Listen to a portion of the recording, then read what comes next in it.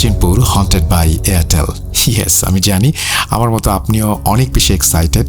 আবারও সেই পুরনো সময়ের মতো ভয়ের রাজ্যে হারিয়ে যাওয়া। ফিরে এসেছে এয়ারটেল, বেজে উঠেছে সেই পুরনো সুর। সত্যি এমন মুহূর্তের জন্য আমি একদমই প্রস্তুত ছিলাম না। আসুন এবার একটু জানিয়ে দিই কেন এই অচিনপুর। অচিনপুর হচ্ছে সেই ভয়ের রাজ্য যেখানে বন্ধুর সাথে প্রতি বৃহস্পতিবার রাত একটু গভীর হলেই হারিয়ে যাওয়া যায়, যেখানে এমন ভয় যে বন্ধু থাকে বন্ধুর পাশে, একটু উপায় নেই দূরে যাবার। তাই অচিনপুর শুনুন বন্ধুর সাথে। যদি আপনার কোনো বন্ধু এই মুহূর্তে মিস করে আমাদের আজকের এপিসোড, তাহলে এখনই তাকে কল করুন অথবা মেসেজ করে জানিয়ে দিন। তারপর সবাই মিলে হারিয়ে যান ভয়ের রাজ্য অচিনপুরে।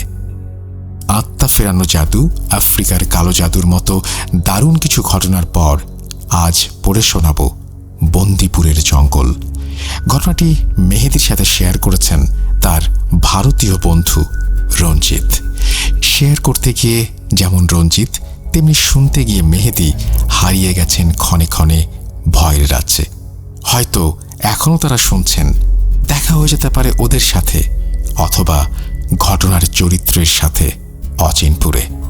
চলুন তাহলে শুরু করা যাক। ঘটনায় যাবার আগে ছোট্ট একটা ইনফরমেশন। এবার ভয়ের রাজ্য অচিনপুরে বন্ধুর সাথে হারিয়ে যাও বাধাহীন, কারণ এয়ারটেল নিয়ে এলো স্পেশাল স্ট্রিমিং প্যাক অচিনপুর শুধুমাত্র তোমার জন্য। মাত্র 29 টাকায় 24 ঘন্টা আনলিমিটেড ইউটিউব স্ট্রিমিং করতে ভিজিট করো মাই এয়ারটেল অ্যাপ অথবা ডায়াল করো *4*029#। চলুন ঘটনায় যাওয়া যাক। আসসালামু আলাইকুম রাসেল ভাই, আশা করি ভালো আছেন। আমি মেহেদি হাসান, লিখছি দুবাই থেকে। গোলাম রব্বি ভাই সহ ভূত.com টিমের সবাইকে ধন্যবাদ জানাচ্ছি।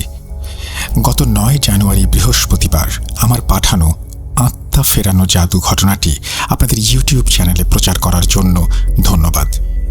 আমি যে ঘটনাটি আজকে লিখতে যাচ্ছি এটা দক্ষিণ ভারতের কর্ণাটক প্রদেশের একটি ঘটনা। এই ঘটনাটি আমি 2 জনের কাছ থেকে সংগ্রহ করেছি। তার একজন আমার পাঞ্জাবি বন্ধু রঞ্জিত সিং। রঞ্জিত আমার বয়সী একজন যুবক, বয়স 28-29 হবে। আরেকজন হচ্ছে আমার এক বড় ভাই, নাম আনন্দ। আনন্দ ভাইয়ের বাড়ি কর্ণাটক প্রদেশের পাশের প্রদেশ তামিলনাড়ু। আনন্দ ভাইয়ের বয়স 32-33 হবে। এই ঘটনা 2 প্রদেশের 2 জনের কাছ থেকে কিভাবে সংগ্রহ করলাম সেটা ঘটনা পড়লে বুঝতে পারবেন।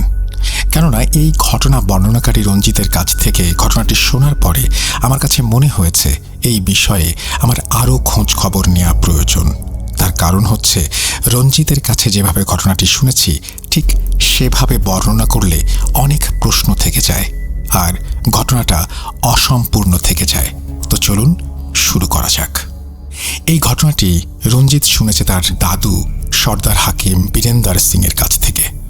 রঞ্জিতের দাদারা 2 ভাই, সর্দার হাকিম যোগানদার সিং সবার বড়, তারপর সর্দার হাকিম বীরেন্দর সিং অর্থাৎ রঞ্জিতের দাদা পেশায় যোগানদার ও বীরেন্দর দাদু আয়ুর্বেদিক চিকিৎসক।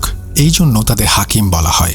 ওনারা বিভিন্ন গাছগাছরা দিয়ে ঔষধ বানিয়ে মানুষের বিভিন্ন রোগের চিকিৎসা করে থাকেন। রঞ্জিত বলছে ওর দাদু যোগানদার সিং এর বর্তমান বয়স 90-এর বেশি। তারপরেও তিনি খালি চোখে দেখতে পারেন এবং লিখতে পারেন। বয়সের ছাপ চোখে মুখে লাগলেও দাদু যোগানদার সিং এখনও শারীরিকভাবে অনেক মজবুত আছেন বলে রঞ্জিত আমাকে জানিয়েছেন। এদিকে 82 বছর বয়সী রঞ্জিতের দাদু বীরেন্দর সিং নাকি এখনও রঞ্জিত ও তার অন্যান্য নাতিদের বলেন ওনার সাথে কুস্তি করতে। তাহলে বুঝতেই পারছেন দাদুরা বৃদ্ধ হলেও শরীরের শক্তি ও মনে জোশ আছে। এগুলো মূলত এই গাছগাছরার ঔষধের কেরামতি। তাছাড়া এখনও যোগানদার সিং ও বীরেন্দর সিং এবং তাদের 5 জন ছেলে মেয়েদের নিয়ে পাঞ্জাবের চণ্ডীগড় শহরে একটা আয়ুর্বেদিক চিকিৎসা কেন্দ্র চালিয়ে যাচ্ছেন।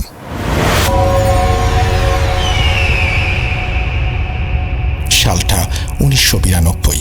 যোগেন্দ্র দাদু শেষবারের মতো পাঞ্জাব থেকে ভারতের কর্ণাটক প্রদেশের বন্দিপুর জঙ্গলে যান বিশেষ একটা কাজে।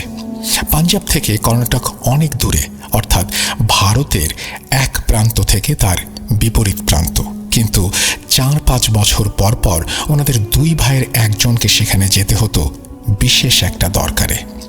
ওনারা পেশায় যেহেতু আয়ুর্বেদিক চিকিৎসক, সেজন্য ওনাদের বিভিন্ন গাছ ও ফুল ফল সংগ্রহ করতে হতো।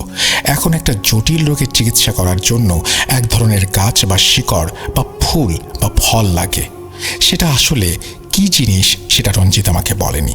তার কারণ হচ্ছে ঔষধ কি দিয়ে বানায় এটা বললে নাকি ঔষধের গুণাবলী নষ্ট হয়ে যায়, আর কোনো কবিরাজ সেটা বলতেও চান না। আমরা ধরে নিলাম সেটা একটা গাছ। রঞ্জিত বলেছে এই বিশেষ গাছ দিয়ে বানানো ঔষধ দিয়ে শরীরের অভ্যন্তরীণ যত ক্ষত আছে সেটা সারানো সম্ভব। এমনকি ক্যান্সারের রোগীদের চিকিৎসাও এটা দিয়ে করা সম্ভব। তবে ক্যান্সারের অনেকগুলো স্টেজ আছে। যদি শুরুর দিকে কোনো রোগী বুঝতে পারে বা ধরা পড়ে তার ক্যান্সার হয়েছে, তখন ওই রোগীকে এই ঔষধ দিয়ে চিকিৎসা শুরু করলে আল্লাহর অশেষ রহমতে নাকি রোগী ভালো হয়ে যায়। তবে এটা পাওয়া অনেক কঠিন, অনেক দুর্লভ। আর এটা পাওয়া যায় ভারতের কর্ণাটকের একমাত্র বন্দিপুর জঙ্গলে। আর এই গাছ হয়ে থাকে জঙ্গলের একদম গভীরে, আর সেখান থেকে এই গাছ সংগ্রহ করতে হয়। তবে নিশ্চয়ই বুঝতে পারছেন এটা অনেক মূল্যবান। এই গাছ সংগ্রহ করতে দাদুরা দুজন একসঙ্গে যেতে পারতেন না। তার কারণ হচ্ছে একসাথে দুজন গেলে এই চিকিৎসা প্রতিষ্ঠান কে চালাবে। তাই পালা করে 2 ভাই 4-5 বছর পর কর্ণাটক যেতেন। যাই হোক, সেবার বড় দাদু সিদ্ধান্ত নেন এবার তিনি যাবেন কর্ণাটক। যথারীতি দাদু বের হয়ে যান। পাঞ্জাব থেকে ফ্লাইট ধরে কর্ণাটক চলে যান খুব অল্প সময়ের মধ্যে। যাওয়ার সময় তেমন কোনো অসুবিধা না হলেও আসার সময় তাকে ট্রেনে বা বাসে করে ফিরতে হয়। বিশেষ করে ফেরার সময় এত পথ তিনি ট্রেনে যাতায়াত কেন করেন, এই প্রশ্নটা হয়তো অনেকের মাথায় আসবে। তার উত্তর হচ্ছে এইসব গাছগাছড়া নিয়ে বিমানে ভ্রমণ করা যায় না। যাই হোক, দাদু চলে যান সেই বন্দিপুর এলাকায়। মূল ঘটনা শুরু করার আগে এই জঙ্গল সম্পর্কে কিছু তথ্য না দিলেই না। এই তথ্যগুলো আমি সংগ্রহ করেছি আনন্দ ভাইয়ের কাছ থেকে। এটার পুরো নাম বন্দিপুর জাতীয় উদ্যান। এটার আয়তন প্রায় 900 বর্গ কিলোমিটার। এই জঙ্গলের এক অংশ আবার তামিল প্রদেশের একটা জঙ্গলের সাথে মিশেছে। সেখানে প্রায় 100টা বা তার বেশি বাঘ সহ অন্যান্য হিংস্র প্রাণী আছে। এই জঙ্গলের চারপাশ জুড়ে লোকালয় আছে। লোকালয়ের চারিদিকে কিছু ট্যুরিস্ট স্পট রয়েছে, আর এই ট্যুরিস্ট স্পটগুলোতে কঠিন নিরাপত্তা। সেখানে হরিণ, খরগোশ, হাতি সহ আরও অনেক কিছু দেখতে পাওয়া যায়। জঙ্গলের এক প্রান্ত থেকে অন্য প্রান্তে যাওয়ার জন্য একটা প্রধান সড়ক রয়েছে। সেই সড়ক দিয়ে যাওয়ার পথে অনেকে নাকি বন্য হাতি ও বাঘের শিকার হয়েছে। বিশেষ করে যারা বাইকে করে যায় তাদেরকে আক্রমণ করার অনেক ঘটনা ইতোমধ্যে সেখানে ঘটেছে। এই জন্য বর্তমানে সেই রাস্তা ব্যবহার করার জন্য বিশেষ আইন মেনে চলতে হয়। যেমন বিকেলের পরে বাইক চলাচল সম্পূর্ণ নিষিদ্ধ। এই জঙ্গলের অনেক অংশে সাধারণ মানুষের প্রবেশ নিষিদ্ধ। তার কারণ হচ্ছে এই জঙ্গলে রয়েছে হিংস্র প্রাণী, যেমন বাঘ, ভাল্লুক, বুনো হাতি, সাপ ইত্যাদি। তাছাড়া এই জঙ্গলে রয়েছে অনেক মূল্যবান কাঠের গাছ, যার মধ্যে অন্যতম লাল চন্দন। এই লাল চন্দন কোনো সাধারণ গাছ নয়, এটা অনেক মূল্যবান, আর সেই জন্য এই গাছ চুরি হয় ঝুঁকি অনেক রয়েছে। অনেকে আছে সেখান থেকে বাঘ পর্যন্ত শিকার করে পাচার করে। তাছাড়া হাতি তো রয়েছেই। হাতির দাঁত অনেক মূল্যবান। এই জন্য নিরাপত্তার ব্যাপারে ভারত সরকার কঠোর পদক্ষেপ নিয়ে থাকেন। অনেকে হয়তো খবর দেখেছেন পুলিশের গুলিতে নিহত লাল চন্দন পাচার চক্র। এরকম অনেক খবর পাওয়া যাবে খুঁজলে। তাহলে বুঝতেই পারছেন জঙ্গলের ভেতরে এই সব নিষিদ্ধ এলাকায় প্রবেশ করা কতটা বিপজ্জনক ও মৃত্যু ঝুঁকিপূর্ণ। আরও অনেক অজানা তথ্য থাকতে পারে যেটা আমার জানা নেই। এবার রঞ্জিতের কাছে ফিরে আসি। রঞ্জিত বলছে এই প্রবেশ নিষিদ্ধ অঞ্চলগুলোর ভেতরে একটি জায়গায় পাওয়া যায় এই ঔষধি গাছ, যেটার জন্য দাদুর সেই পাঞ্জাব থেকে আসা। এখন এই জঙ্গলে প্রবেশ করতে হলে থানা ও বন বিভাগের পারমিশন নিয়ে গার্ড সহ প্রবেশ করতে হয়। বেশ ঝামেলার কাজ সেটা। এই বাবুর কাছ থেকে ওই বাবুর কাছে যেতে হয়। তারপরেও পারমিশন মিলবে কি মিলবে না তার কোনো গ্যারেন্টি নেই। আর যদিও সরকারি বন বিভাগের কর্মকর্তা ও পুলিশকে বোঝানো যায়, তারপর কোর্টের থেকে পারমিশন নিয়ে নিরাপত্তা কর্মী নিয়ে ভেতরে প্রবেশ করতে হয়। দেখা যায় এই সব নিরাপত্তা কর্মীরা দাদুর নিরাপত্তা দেওয়ার জন্য জঙ্গলে আসলেও সব অঞ্চলে যেতে চায় না, বিশেষ করে যেসব অঞ্চলে বাঘ ও অন্যান্য হিংস্র প্রাণী রয়েছে। আর সেই জন্যই যোগেন্দ্র দাদু ভিন্ন পথ অবলম্বন করেন। দাদু বন্দিপুর থেকে ওখানে দুজন লোকাল লোক খুঁজে বের করেন, এবং সেটা অতি গোপনে। এমন দুজন লোক যারা এই জঙ্গলের সব কিছু চেনেন, সাহসী, শক্তিশালী এবং হিন্দি অথবা উর্দু ভাষা জানেন। কর্ণাটকের প্রধান ভাষা কন্নড় হলেও সেখানে আরও 20টার মতো ভাষাভাষী মানুষ পাওয়া যায়, যেমন তেলেগু, তামিল, মালায়ালাম, উর্দু ইত্যাদি। তো দাদু জঙ্গলে পাশের এক গ্রাম থেকে গোপনে এরকম দুজন লোক খুঁজে নেন, আর টাকা পয়সা কত দিতে হবে সেটা ঠিকঠাক করে নেন। ওই লোক দুটোর নাম কি ছিল রঞ্জিত সেটা বলতে পারেনি, তবে তারা দুজনে ট্রাক ড্রাইভার ছিল, আর এই জঙ্গলের প্রতিটা অঞ্চল তাদের পরিচিত। এখানে বড় হয়েছেন, আবার সরকারি কাজের সাথে তারা যুক্তও ছিলেন। যেমন এই জঙ্গল থেকে গাছ কেটে সেই গাছ ট্রাকে করে বিভিন্ন শহরে পৌঁছে দেয়া। তারা যেহেতু এক শহর থেকে অন্য শহরে ট্রাক নিয়ে যান, সেই জন্য তারা হিন্দি ভাষা বলতে সক্ষম। আমি এই ঘটনা বোঝার সুবিধার্থে দুটো ছদ্মনাম ব্যবহার করছি। ধরুন, একজন রামলাল বাবু আর একজন গৌরব। রামলাল বাবুর বয়স তখন আনুমানিক 40-42 বছর, আর গৌরবের বয়স 25-26-এর ভেতরে। একদম যুবক আর অনেক শক্তিশালী। এরা দুজন পরিচয় আবার শালাদুলা ভাই। গৌরব ও রামলাল বাবুর সাথে পাকা কথা হওয়ার পরে রামলাল বাবু জানান যে 2 দিন পরে ভোরের আগে আমার এক বন্ধু ট্রাক নিয়ে জঙ্গলের ভেতরে কাজের জন্য যাবে। আমি তার সাথে কথা বলে নেব। আমরা ওই দিন জঙ্গলে প্রবেশ করার জন্য প্রথম যে চেকপোস্টটা আছে সেটার গার্ডকে ফাঁকি দিয়ে কৌশলে রাস্তার একপাশে লুকিয়ে থাকব। যখন ওই পথ দিয়ে আমার বন্ধু গাড়ি নিয়ে আসবে, তখন আমরা গাড়িতে উঠে পড়ব। তারপর গাড়িতে করে গভীর জঙ্গলে চলে যাব। তারপর জঙ্গলের ভেতরে আর একটা চেকপোস্ট পড়বে, আমরা তার আগে নেমে যাব। তারপর জঙ্গলের ভেতর দিয়ে যেতে হবে আমাদের সেই গন্তব্যে, যেখানে সেই ঔষধি গাছ পাওয়া যায়। রামলাল বাবু ও গৌরবের কথা অনুযায়ী সেই রাতে, অর্থাৎ 2 দিন পরের রাতে ওনারা একসঙ্গে থাকেন। তারপর ফজরের আজানের একটু আগে ওনারা জঙ্গলের প্রবেশদ্বারের চেকপোস্ট কৌশলে পার করে রাস্তার পাশে একটা জায়গায় অপেক্ষা করতে থাকেন। কিছুক্ষণ পরে তারা দেখেন একটা ট্রাক আসছে। ট্রাকটা ওই জায়গার কাছাকাছি আসে, অর্থাৎ ওনারা 3 জন যে জায়গায় লুকিয়েছিলেন সেই জায়গার কাছাকাছি এসে ফ্ল্যাশ লাইট মারতে থাকে। মূলত এটা ছিল সংকেত। তখন মোবাইল ফোন ছিল না, এই জন্য এই সংকেতটা ব্যবহার করা হয়েছিল। যাই হোক, সংকেত দেখে তারা বুঝতে পারেন ট্রাক এসে গেছে। তারা দ্রুত ট্রাকে উঠে পড়েন। তারপর যোগেন্দ্র দাদু, রামলাল বাবু ও গৌরবকে জঙ্গলের ভেতরের সেই চেকপোস্টের আগে নামিয়ে দিয়ে ট্রাক চলে যায়, আর ওনারা জঙ্গলের ভেতরে প্রবেশ করেন। প্রায় 2 কিলোমিটার পথ হেঁটে অবশেষে সেই জায়গায়, অর্থাৎ যেখানে সেই ঔষধি গাছ পাওয়া যায়, সেখানে প্রবেশ করেন। সেখানে একটু খোঁজাখুঁজি করে বেশ কিছু গাছ, যেটা অনায়াসে 4-5 বছর চলে যাবে, সেই পরিমাণ গাছ সংগ্রহ করে আবার লোকালয়ের দিকে রওনা দেন। ওনারা কিন্তু একদম গভীর জঙ্গলে প্রবেশ করেছেন, আর এইখান থেকে গাছ সংগ্রহ শেষ করে এখন বন্দিপুর লোকালয়ের উদ্দেশ্যে রওনা দেন, এবং যেখান থেকে তারা এসেছিলেন সেই দিকেই এগোতে থাকেন।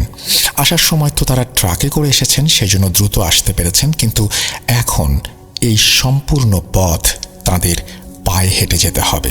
এখন তারা একটা রুট ব্যবহার করবেন, সেখান দিয়ে যত দ্রুত সম্ভব গন্তব্যে পৌঁছাবেন, এবং ওই পথ ধরে যাওয়ার সুবিধা হচ্ছে এইদিকে বন রক্ষাকারী বাহিনী তেমন টহল দেয় না। এটা অনেক দুর্গম একটি রাস্তা। সাধারণত এই বন থেকে যারা চোরাচালানে লিপ্ত, অর্থাৎ কাঠ চুরি করে, সেটা এই রুট দিয়ে করা অসম্ভব। এখানে খাল ও উঁচু নিচু টিলা রয়েছে, সেখান দিয়ে অন্তত কাঠ বহন করা যায় না, সেজন্য এখানে পাহারা দেওয়ার প্রয়োজনও পড়ে না। তবে এখানে পদে পদে রয়েছে হিংস্র প্রাণীর ভয়। খেয়ার করার সবকিছু জেনে বুঝেই তারা এই রাস্তা বেছে নিয়েছেন। খুব সাবধানে পথ চলছেন, কারণ তারা জঙ্গলের যে অংশে ছিলেন ওই অংশটুকু বেশ বিপজ্জনক। কিছুটা পথ এগিয়েছেন মাত্র, ঠিক তখন তারা লক্ষ্য করলেন বেশ দূরের একটা ঝোপ নড়ে উঠল, আর সাথে সাথে রামলাল বাবু ও গৌরব বল্লম হাতে সতর্ক হয়ে গেলেন। তারা দেখেন একটা বাঘ ওই ঝোপ থেকে বের হয়ে আসলো।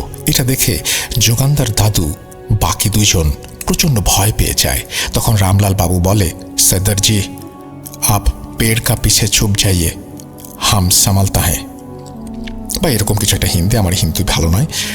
মানে, সর্দার সাহেব আপনি গাছের পেছনে লুকিয়ে পড়েন, আমরা সামলে নেব। ওখানে বেশ কয়েকটা মোটা মোটা গাছ ছিল। দাদু কৌশলে একটা গাছের আড়ালে লুকিয়ে পড়েন, তবে আড়াল থেকে উঁকি মেরে বাঘের মুভমেন্ট লক্ষ্য করছিলেন। রামলাল ইশারায় গৌরবকে কিছু একটা বলেন। গৌরব কোমর থেকে একটা রিভলভার বের করেন। তারা এই কাজে অভিজ্ঞ আর প্রশিক্ষিত সেটা বলা যায়। বাঘের হাত থেকে কিভাবে রক্ষা পাওয়া যায় এইসব কৌশল তাদের জানা। তখন রামলাল বাবু আবার গৌরবকে ইশারা করলে গৌরব মাথা নাড়লে রামলাল বাবু তার হাতের বল্লমটা গৌরবকে এগিয়ে দেন। এক দৌড় দিয়ে একেবারে বানরের মতো একটা গাছে উঠতে থাকেন। ঠিক তখনই ওই বাঘটা রামলাল বাবুর উপস্থিতি টের পেয়ে সাথে সাথে রামলাল বাবুকে ধরার জন্য ছুটে আসে।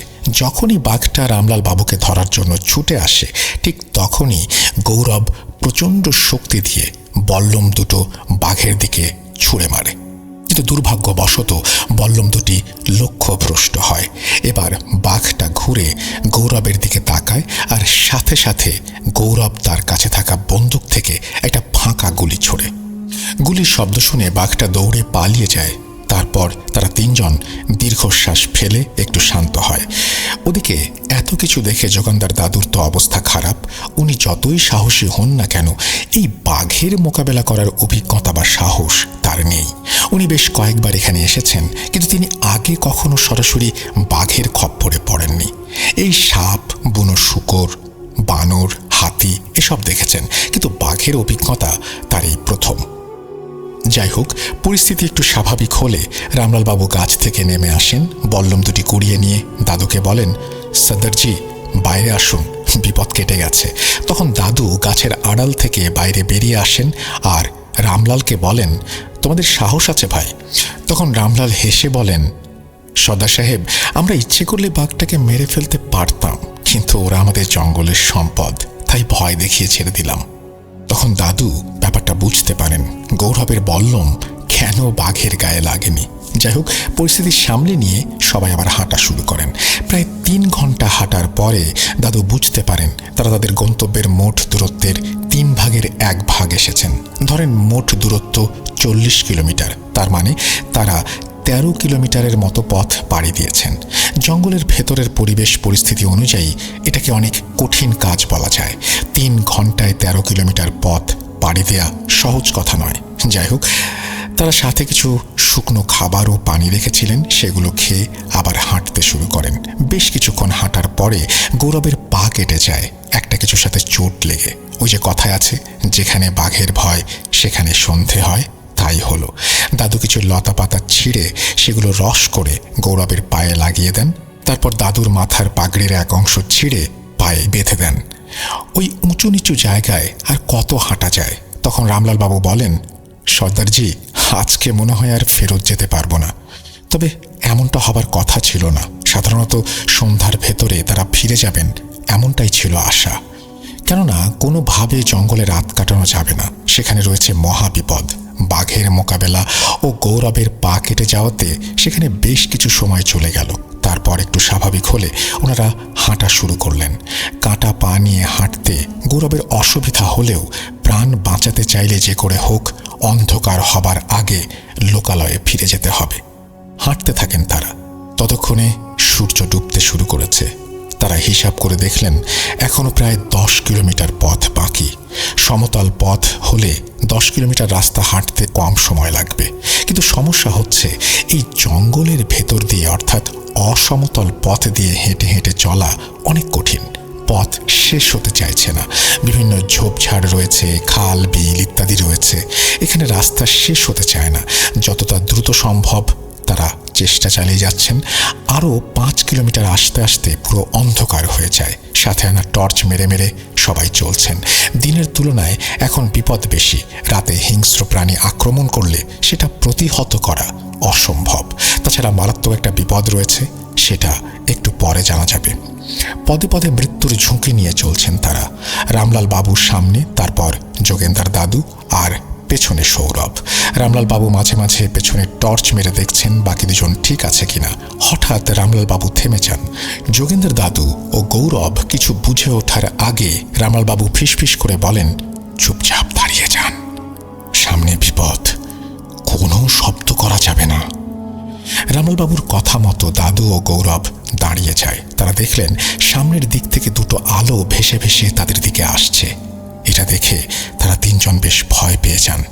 যোগেন্দ্র দাদু প্রথমে ভেবেছিলেন এটা সম্ভবত কোনো টহলে থাকা গার্ড হবেন, কিন্তু দাদুর ধারণা ভুল প্রমাণিত হয় যখন ওই দুটো আলো একটা জায়গায় এসে চক্রের মতো ঘুরতে থাকে।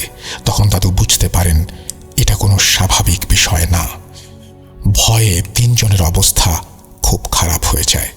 একটু চিন্তা করে দেখুন, এই ভয়ানক জঙ্গলে রয়েছে বাঘের ভয়, তারপর বিষাক্ত সাপ, বন্য হাতি, অন্যান্য জন্তু জানোয়ার, আর সবচেয়ে বড় ভয় হচ্ছে ডাকাত ভীরাপ্পান।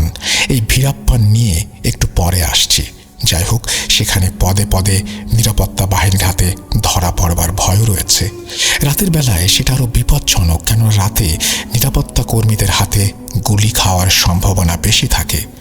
এমন একটা অবস্থার ভেতরে এই যে দুটো আগুনের গোলা এভাবে ঘুরছে, এটা নেওয়া যায়? আমি রঞ্জিতকে প্রশ্ন করেছিলাম, কি আছে এই গাছের মধ্যে? তখন রঞ্জিত বলল, এই গাছ অনেক গুরুত্বপূর্ণ। পাঞ্জাবের মানুষ প্রচুর মদ্যপান করে। মদ্যপান করতে করতে তাদের অনেকে অনেক জটিল কঠিন রোগ বাঁধিয়ে ফেলেন, কারণ মদ বা অ্যালকোহল হচ্ছে এক ধরনের অ্যাসিড। এটা শরীরের অভ্যন্তরে বিভিন্ন অর্গান ড্যামেজ করে দেয়। মূলত এই গাছ দিয়ে বানানো ঔষধ ওই ক্ষত সারানোর জন্য পৃথিবীর সবচেয়ে কার্যকরী আয়ুর্বেদিক ঔষধ। যাই হোক, তারা তিনজন দাঁড়িয়ে দাঁড়িয়ে দেখছেন যে আলো দুটি চক্রের মতো ঘুরছে। মাঝে মাঝে সেটা নিজেদের জায়গা পরিবর্তন করে আবার ঘুরছে। এভাবে কেটে যায় 3-4 মিনিট। ওনারা একদম মূর্তির মতো দাঁড়িয়ে আছেন একটি জায়গায়, নড়াচড়া করার শক্তি নেই। হঠাৎ করে ওই আলো দুটি সাঁই করে উপরের দিকে চলে যায়, আর তখনই রামলাল বাবু বলেন, সর্দারজি, এখানে অনেক বড় বিপদ, যান বাঁচাতে হলে দ্রুত ভাগেন। দাদু খেয়াল করলেন রামলাল বাবু ভয়ে কাঁপছেন। যাই হোক, রামলাল বাবু যত দ্রুত হাঁটা যায় হাঁটতে থাকেন, সেই সাথে দাদু ও গৌরব পেছনে পেছনে হাঁটতে থাকেন। যোগেন্দ্র দাদু রামলালের উদ্দেশ্য করে বলেন, আলো দুটো চলে গেছে, তবুও তুমি এত ভয় পাচ্ছ কেন? আর গৌরব, তোমার পা মনে হচ্ছে ঠিক হয়ে গেছে। আলো দুটো দেখার পরেই এই ঘটনা ঘটেছে। তখন গৌরব বলে, সর্দারজি, কিসের পা ব্যথা? পা একটা না থাকলেও যান বাঁচাতে হলে দ্রুত এই জঙ্গল ত্যাগ করতে হবে। তারপর তারা হাঁটতে থাকে, আর 20 মিনিটের মতো সময় লাগে তাদের গন্তব্যে পৌঁছাতে। তখন রামলাল ও গৌরব হাঁপ ছেড়ে বাঁচেন। যোগেন্দ্র দাদু তাদেরকে জিজ্ঞাসা করেন, ওই আলো দুটো দেখার পরে তারা কেন এভাবে পাগলের মতো ছুটে আসলো? তখন রামলাল বাবু বলেন, সে অনেক কথা, আমাদের পয়সা মিটিয়ে দেন, আমরা চলে যাই। তবে এতটুকু বলি, নিশ্চিত মৃত্যুর হাত থেকে বেঁচে ফিরলাম আজকে। আমাদের কপাল ভালো ছিল, তাই শুধু আলোতে সীমাবদ্ধ ছিল। আরও কিছু ঘটলে ভয়ানক কিছু ঘটতে পারত সেখানে। যখন যোগেন্দ্র দাদু রামলাল বাবুর কাছে ওই আলোর রহস্য কি সেটা জানতে চান, বারবার অনুরোধ করার পরে রামলাল বাবু বলতে রাজি হন এই আলোর রহস্য কি। আসলে তারা কি দেখেছিলেন সেটা খাওয়া দাওয়া শেষ করে রামলাল বাবু বলতে শুরু করেন। আজ থেকে প্রায় 3 মাস আগে আমাদের গ্রামের একজন ছেলে গণেশ ছদ্মনাম, সে একটা অপরাধ করে বসে। তার নামে মামলা হয়। গণেশ ছিল 30-31 বছর বয়সের একজন তরতাজা ও প্রচণ্ড শক্তিশালী যুবক। ওর নামে মামলা হবার পরে একদিন রাতে পুলিশ আসে গণেশকে ধরার জন্য। গণেশ সেটা টের পেয়ে যায়। পুলিশ ধরে ফেলার আগে সে দেয় দৌড়। এদিকে গণেশ দৌড় দিচ্ছে, এটা পুলিশ দেখে ফেলে। তখন তারা গণেশের পেছনে পেছনে দৌড়াতে থাকে। দৌড়াতে দৌড়াতে এক সময় গণেশ এই জঙ্গলের ভেতরে প্রবেশ করে। যখন সে জঙ্গলে প্রবেশ করেছে তখন পুলিশ তাকে ধরতে ব্যর্থ হয়ে হয়ে ফিরে যায়। গণেশ সেখানে একটা ঝোপের আড়ালে লুকিয়ে বিশ্রাম নিচ্ছে, কেননা পালাতে যেয়ে তাকে অনেকটা পথ দৌড়াতে হয়েছে, তাই সে ক্লান্ত। ঠিক তখনই গণেশ লক্ষ্য করে তার মাথার ওপর দিয়ে দুটো আগুনের গোলা উড়ে গিয়ে ঠিক তার একটু সামনে গোল চক্রের মতো ঘুরতে শুরু করলো। আলো দুটো ঘুরতে ঘুরতে সেটা দুটো মানুষের অবয়বে রূপ নিল। এই দৃশ্য দেখে গণেশ প্রচণ্ড ভয় পেয়ে যায়। সে সেখান থেকে দৌড় দেয়, কিন্তু দুর্ভাগ্যবশত সে হোঁচট খেয়ে পড়ে যায় মাটিতে। যখনই সে মাটিতে পড়ে গেছে, ঠিক তখনই সাঁই করে বিদ্যুতের গতিতে ওই অবয়ব দুটো গণেশের মুখের কাছে চলে আসে। একদম মুখের কাছে মুখ নিয়ে অবয়ব দুটো গণেশকে বলে, বাঁচবি না, তোকে মরতে হবে। এই বলে বিশ্রী একটা হাসি দিয়ে অদৃশ্য হয়ে যায়। গণেশের ভাষ্যমতে ওই অবয়ব দুটো দেখতে অনেকটা কুৎসিত ছিল, অনেকটা আগুনে ঝলসে যাওয়া মানুষের মতো। অন্ধকার থাকার কারণে ভালো করে দেখতে পারেনি সে। ওই যতটুকু দেখা যায়, মরবি মরবি এটা বলে অবয়ব দুটো অদৃশ্য হয়ে যাওয়ার পরে গণেশ আর দেরি না করে লোকালয়ের দিকে ছুটতে থাকে। তারপর সে বাড়িতে ফিরে তার স্ত্রীর কাছে সবকিছু খুলে বলে। কিন্তু ভাগ্যের কি নির্মম পরিহাস, সেই রাতে গণেশের বীভৎস মৃত্যু হয়। তার ঘাড় মোটকে মাথা উল্টো করে ঘুরিয়ে দিয়েছে কেউ, যা কোনো মানুষের পক্ষে অসম্ভব। গণেশের মৃত্যুর পরে তার স্ত্রী কেঁদে কেঁদে সবাইকে বলে গত রাতে জঙ্গলে সে কি দেখেছিল। পরে এটা নিয়ে পুলিশ তদন্ত করে, কিন্তু এই গণেশের মৃত্যু কোনো মার্ডার কিনা এর কোনো প্রমাণ বা আলামত পুলিশ পায়নি। রামলাল বাবু বলেন, ওই জঙ্গলে এখনো মানুষের লাশ পাওয়া যায়, যেটা অপ্রত্যাশিত। এই যে আলো, ওরা দুটো মূলত ভয়ঙ্কর খারাপ জিন। আজ পর্যন্ত এদের নজরে যারা পড়েছে তারা কেউ রক্ষা পায়নি। এখন এইখানে এদের উৎপাত কিভাবে শুরু হলো সেটা জানাবো। আমাদের গ্রামে বহু পুরনো একটা জাগ্রত মন্দির ছিল। এটা ছিল দেবী অন্নপূর্ণার মন্দির। মন্দির মূলত দুই প্রকার বা আরো বেশি হতে পারে। এখানে জাগ্রত মন্দির বলতে যে মন্দিরে প্রাণ আছে, আর সেখানে নাকি দেব দেবতারা বেশি জাগ্রত থাকেন, এটা হিন্দুদের বিশ্বাস। অন্যান্য মন্দিরের তুলনায় এই মন্দিরগুলোতে পুজো অর্চনা বেশি করা হয়। এখানে প্রতিনিয়ত মানুষ আসেন প্রার্থনা নিয়ে। এইভাবে যুগের পর যুগ ধরে এই মন্দিরে ধর্মীয় কার্যকলাপ চলে আসছে। 1978 সালের দিকে অথবা তার নিকটবর্তী কোনো একটা সময়ে একদিন সকালবেলা এখানে একজন অঘরী তান্ত্রিকের দেখা পাওয়া যায়। মন্দিরের পাশে বেশ কিছু সাধু সন্ন্যাসীদের আনাগোনা দেখা গেলেও এই অঘরী তান্ত্রিক তাদের থেকে সম্পূর্ণ আলাদা। তার সারা শরীরে ময়লা ছাই মাখানো, মাথার চুল লম্বা, সেখানে জট হয়ে গেছে। দেখে বোঝা যায় সে অনেক দিন গোসল করে না। এই তান্ত্রিককে দেখে মন্দিরের রাজ পুরোহিত একটু সন্দেহ করেন। তার কারণ, এইসব তান্ত্রিক পিশাচ সিদ্ধ হয়ে থাকেন। মূলত তারা বড় বড় পিশাচ ও জিনকে বশ করে তাদের ক্ষমতা বৃদ্ধি করেন। এই জন্য যারা মন্দিরের পুরোহিত আছেন তারা এইসব তান্ত্রিক অপছন্দ করেন। পুরোহিত মশাই ভাবছেন, এই তান্ত্রিক নিশ্চয়ই একটা খারাপ উদ্দেশ্য নিয়ে এখানে এসেছে। একে কোনোভাবে এই মন্দিরের আশেপাশে আস্তানা গেড়ে বসতে দেয়া যাবে না। পরে কি না কি হয়, কি না কি করে এই তান্ত্রিক। এরপরে রাজপুরোহিত মশাই ওই তান্ত্রিকের কাছে যেয়ে ভদ্রভাবে বলেন, বাবা, এখানে আপনার এসব পিশাচ সাধনা করা চলবে না, আপনি এখান থেকে চলে যান। কিন্তু তান্ত্রিক তার কথায় কোনো ভ্রুক্ষেপ করে না। তারপর রাজপুরোহিত মশাই তাকে এক প্রকার জোর করে সেখান থেকে তাড়িয়ে দেন, আর তাকে বলে দেন, আপনাকে যেন কখনো এই মন্দিরের ত্রিসীমানায় না দেখি।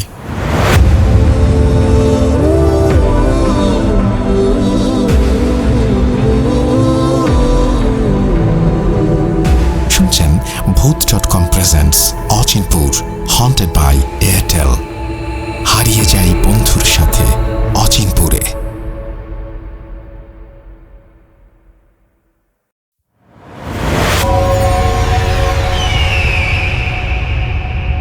তান্ত্রিক সেখানে আর কোনো কথা না বলে মন্দিরের সীমানার বাইরে চলে আসেন, তবে তিনি সেই এলাকা ছেড়ে যান না। সেই দিন ঠিক বিকেলবেলা গ্রামের সরপঞ্চের অর্থাৎ পঞ্চায়েত ঠাকুরের ছোট মেয়েকে সাপে দংশন করে। দক্ষিণ ইন্ডিয়াতে পঞ্চায়েতকে সরপঞ্চ বলে। মেয়েটি নাকি খেলছিল, এমন সময় চিৎকার করে উঠলে তার মা দৌড়ে গিয়ে দেখেন বিশাল একটা কালো সাপ সেখান থেকে জঙ্গলের দিকে চলে গেল।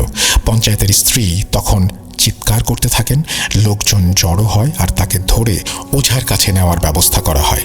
গ্রামবাসী এই মন্দিরের পাশ দিয়ে যাচ্ছিল মেয়েটাকে নিয়ে, যাবার পথে ওই তান্ত্রিকের সঙ্গে দেখা হয়। তখন তান্ত্রিক বুঝতে পারেন কোনো একটা সমস্যা হয়েছে।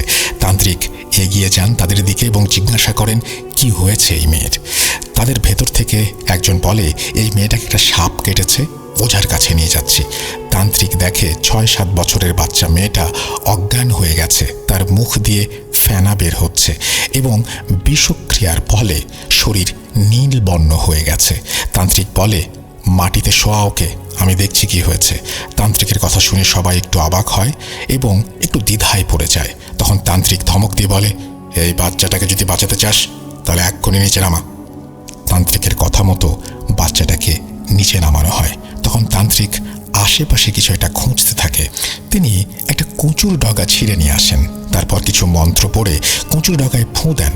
তারপর সেখান থেকে 2 ফোঁটা কচুর রস সাপে কাটা স্থানে লাগিয়ে দেন। তারপর মুহূর্তের ভেতরে সেই কাটা জায়গা থেকে বেশ খানিকটা কালো রক্ত বেরিয়ে আসে। রক্ত বের হয়ে আসার 1 মিনিটের ভেতরে মেয়েটার হুঁশ ফেরে, তার গায়ের রং স্বাভাবিক হয়ে যায়। তখন তান্ত্রিক মেয়েটার মাথায় হাত বুলিয়ে দিয়ে বলেন, খিরে মা, এখন ভালো আছিস? মেয়েটা মাথা নাড়িয়ে বলে তার ভালো লাগছে। তান্ত্রিক জিজ্ঞাসা করে, নাম কি মা? মেয়েটা বলে, মীনাক্ষী। তখন উপস্থিত সবাই বুঝতে পারে এই তান্ত্রিক কোনো সাধারণ তান্ত্রিক নন। তান্ত্রিকের এমন আধ্যাত্মিক ক্ষমতা দেখে তান্ত্রিককে মহাপুরুষের উপাধি দেওয়া হয়। বিশেষ করে পঞ্চায়েত ঠাকুর তো তাকে ভগবান মানতে শুরু করেন। তখন ওই তান্ত্রিক কৌশলে পঞ্চায়েতকে বলে, আমি একজন সাধক তান্ত্রিক মানুষ, আমি এখানে এই জাগ্রত মন্দিরে এসেছিলাম আমার ধ্যান সাধনা করতে। চেয়েছিলাম এখানে আমি আমার তপস্যা করব আর মানব সেবা করব, কিন্তু তোদের অহংকারী পুরোহিত আমাকে দূর দূর করে তাড়িয়ে দিল। এখন কি আর করার আছে, আমি চলে যাচ্ছি।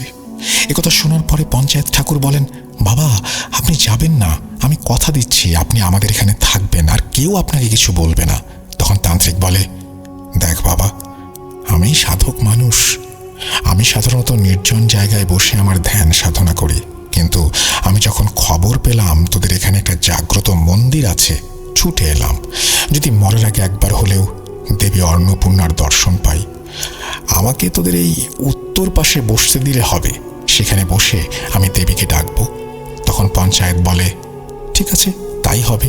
তখন পঞ্চায়েত ঠাকুর তান্ত্রিককে সাথে করে নিয়ে যায় সেই রাজপুরোহিতের কাছে। মন্দিরের সামনে আসলে তান্ত্রিক পঞ্চায়েতকে বলে, তুই মন্দিরে যে পুরোহিতের সাথে কথা বল, আমি এখানে এসেছি।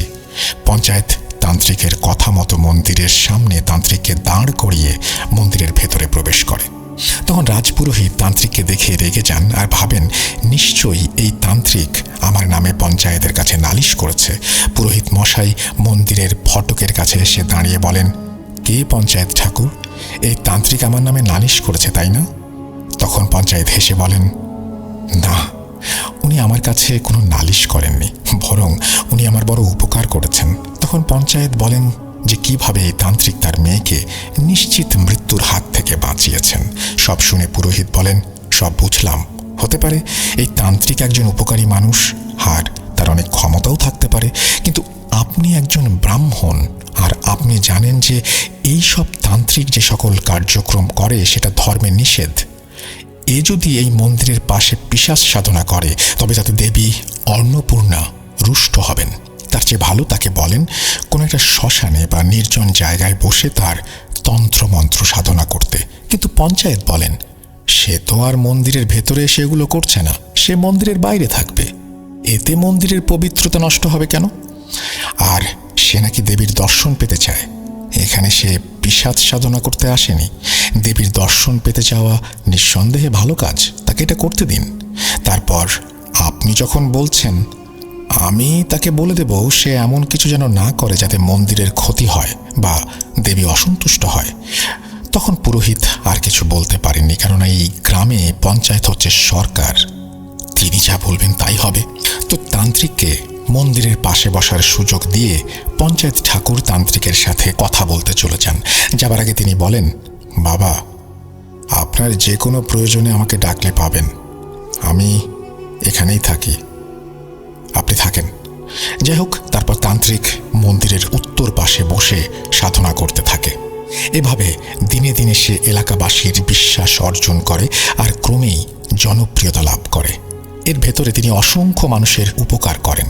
এই যেমন সাপে কাটলে, জিনে ধরলে বা এরকম ধরনের সমস্যার সমাধান তিনি করে দিতে পারতেন। প্রায় 2 মাস পরে একদিন মন্দিরে রাজপুরোহিত একটা স্বপ্ন দেখেন। তিনি দেখেন একদল কালো অবয়ব মন্দিরের পেছনে ঘোরাঘুরি করছে। হঠাৎ আরও কিছু অবয়ব, যারা দেখতে ব্রাহ্মণ গোছের হবে, তারা ওই কালো অবয়বগুলোকে তাড়া করে এবং সেখান থেকে তাড়িয়ে দেয়। তাড়িয়ে দেওয়ার পরে ওই ব্রাহ্মণ গোছের একজন অবয়ব বলে ওঠেন, কতদিন বাঁচাবো আমরা? এই মন্দির রক্ষা করার দায়িত্ব তোর। এই বলে সবাই অদৃশ্য হয়ে যায়। এই স্বপ্ন দেখার পরে রাজপুরোহিতের ঘুম ভেঙে যায় আর তিনি এই স্বপ্নের কোনো ব্যাখ্যা খুঁজে পান না। যাই হোক, এর 2 দিন 3 দিন পরে পঞ্চায়েত ঠাকুর মন্দিরে আসেন পুজো দেবার জন্য। তিনি পরিবার সহ এসেছিলেন, সাথে সেই ছোট মেয়ে মীনাক্ষীও ছিল। মন্দিরে প্রবেশ করার আগে পঞ্চায়েত ঠাকুর যান সেই তান্ত্রিকের কাছে তার মেয়ে মীনাক্ষীকে সঙ্গে নিয়ে। মীনাক্ষীকে দেখে তান্ত্রিক মুচকি হেসে বলে, কে মা, কেমন আছিস? মীনাক্ষী বলে, ভালো আছি। পঞ্চায়েত তান্ত্রিককে ভালো মন্দ জিজ্ঞাসা করেন। এক পর্যায়ে তান্ত্রিক বলে, তোর মেয়ে মীনাক্ষী অনেক ভাগ্যবতী। ওর রাহু ও জন্মলগ্ন ও তিথির সাথে এটা ওটার মিল আছে। কিসের মিল আছে সেটা রঞ্জিত আমাকে বলতে পারেনি। মানে তান্ত্রিক পঞ্চায়েতকে বলেন যে তার মেয়ে অনেক ভাগ্যবতী হয়ে জন্মেছে, তার ভেতরে বিদ্যার দেবী সরস্বতীর প্রতিচ্ছবি আছে। এই মেয়ে বড় হয়ে অনেক কিছু হবে, অনেক জ্ঞানী বুদ্ধিমতী হবে। তান্ত্রিকের মুখে এসব কথা শুনে পঞ্চায়েত বেশ খুশি হয়। তখন তান্ত্রিক তার ঝোলা থেকে একটা সুন্দর মালা বের করে, মীনাক্ষীকে বলে, এদিকে আয় মা। মীনাক্ষী এগিয়ে গেলে তান্ত্রিক ওই মালাটা মীনাক্ষীর গলায় পরিয়ে দেন। পঞ্চায়েত তখন ওই মালাটা ধরে দেখেন যেটা তার মেয়ের গলায় পরানো অবস্থায় ছিল। পঞ্চায়েত খেয়াল করেন মালাটা বিশেষ কিছু পাথর দিয়ে বানানো, সেগুলো অনেক উজ্জ্বল আর জ্বলজ্বল করছে। তখন পঞ্চায়েত বলেন, বাবা, এটা তো হীরার মালা মনে হচ্ছে। এটা শোনার সাথে সাথে তান্ত্রিক রেগে গিয়ে বলেন, মূর্খ, এই মালার সাথে তুই সামান্য হীরার তুলনা করছিস? আমি হিমালয়ে গিয়েছিলাম গোটা পৃথিবীতে শান্তি ফিরে আসুক, সেই জন্য আমি হিমালয়ের চূড়ায় বসে কঠিন তপস্যা করেছি। আমার সাধনায় মুগ্ধ হয়ে একজন স্বয়ং বিষ্ণুদেব আমাকে এই মালা উপহার দিয়েছেন। এটা কোনো সাধারণ মালা নয়। আমি তোর মেয়েকে দিলাম, এটা যত্ন করে রেখে দিস। এই মালার প্রতি অনেকের লোভ হবে, ওটা নেয়ার চেষ্টা করবে। মনে রাখিস, দেবতার দেয়া এই মালা তোর মেয়ের গলা থেকে খুলে নেয়ার ক্ষমতা কারও নেই। তবে ওর মা বাবা অর্থাৎ তুই আর তোর স্ত্রী চাইলে মালাটা খুব সহজে ওর গলা থেকে খুলে নিতে পারবি। খবরদার, এই মালা যেন কোনোভাবে তোর মেয়ের গলা থেকে কেউ খুলে না নেয়। তোরাও খুলবি না, লোভে পড়ে বিক্রি করবি না। তোর মেয়ের তাতে অমঙ্গল হবে। যাই হোক, তারপর পঞ্চায়েত তান্ত্রিকের কাছ থেকে বিদায় নিয়ে যখনই মন্দিরে প্রবেশ করবে, ঠিক তখন মন্দিরটা কেঁপে উঠল আর সাথে সাথে তান্ত্রিক জয়ের ধ্বনি দিতে থাকে। ওদিকে রাজপুরোহিত কোনো একটা অশুভ লক্ষণ বুঝতে পেরে মন্দির থেকে বাইরে বেরিয়ে আসে। তখন ওই তান্ত্রিক চিৎকার করে বলে, দেবী এসেছে, দেবী এসেছে। মানে তান্ত্রিক বোঝাতে চাইছে এই মন্দিরে দেবী অন্নপূর্ণা এসেছেন, সেই জন্য এই পুরো মন্দিরটা কেঁপে উঠেছে। কিন্তু আসলে কি তাই, সেটা একটু পরে জানা যাবে। পঞ্চায়েত ঠাকুরকে দেখে রাজপুরোহিত বলেন, ঠাকুর সাহেব, হঠাৎ করে এমন ভূমিকম্প কোনো অশুভ লক্ষণ মনে হচ্ছে। আর এই পাগল তান্ত্রিক কি সব আবোল তাবোল বকছে?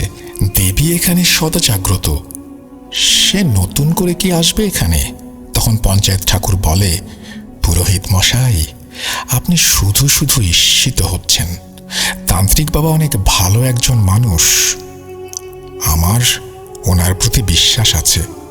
তখন রাজপুরোহিত বলেন, ঠাকুর সাহেব, আমার কেন জানি সন্দেহ হচ্ছে। এই তান্ত্রিক আসার পরে কেমন জানি অদ্ভুত সব কাণ্ড ঘটছে। তারপর তিনি তার স্বপ্নের কথা বলেন, কি দেখেছেন। কিন্তু পঞ্চায়েত এটা শুনে হেসে উড়িয়ে দেন আর বলেন, স্বপ্ন স্বপ্ন হয় মশাই। পুরোহিত মশাই আরো অনেকভাবে বোঝাতে থাকেন। এই তান্ত্রিককে তার সন্দেহ হয়, কিন্তু দেখা যায় পঞ্চায়েত কোনো কিছুই বিশ্বাস করতে চায় না। তখন পুরোহিত বুঝতে পারেন এই তান্ত্রিকের ওপরে পঞ্চায়েতের একটা অন্ধ বিশ্বাস জন্মে গেছে। কি আর করা পুরোহিতের। পঞ্চায়েত পুজো পাঠ করে চলে যান। এদিকে রাজ পুরোহিত কোনোভাবে তার মনের সন্দেহ দূর করতে পারছেন না। তিনি সিদ্ধান্ত নেন আজকে তার জিন বন্ধুকে ডাকবেন।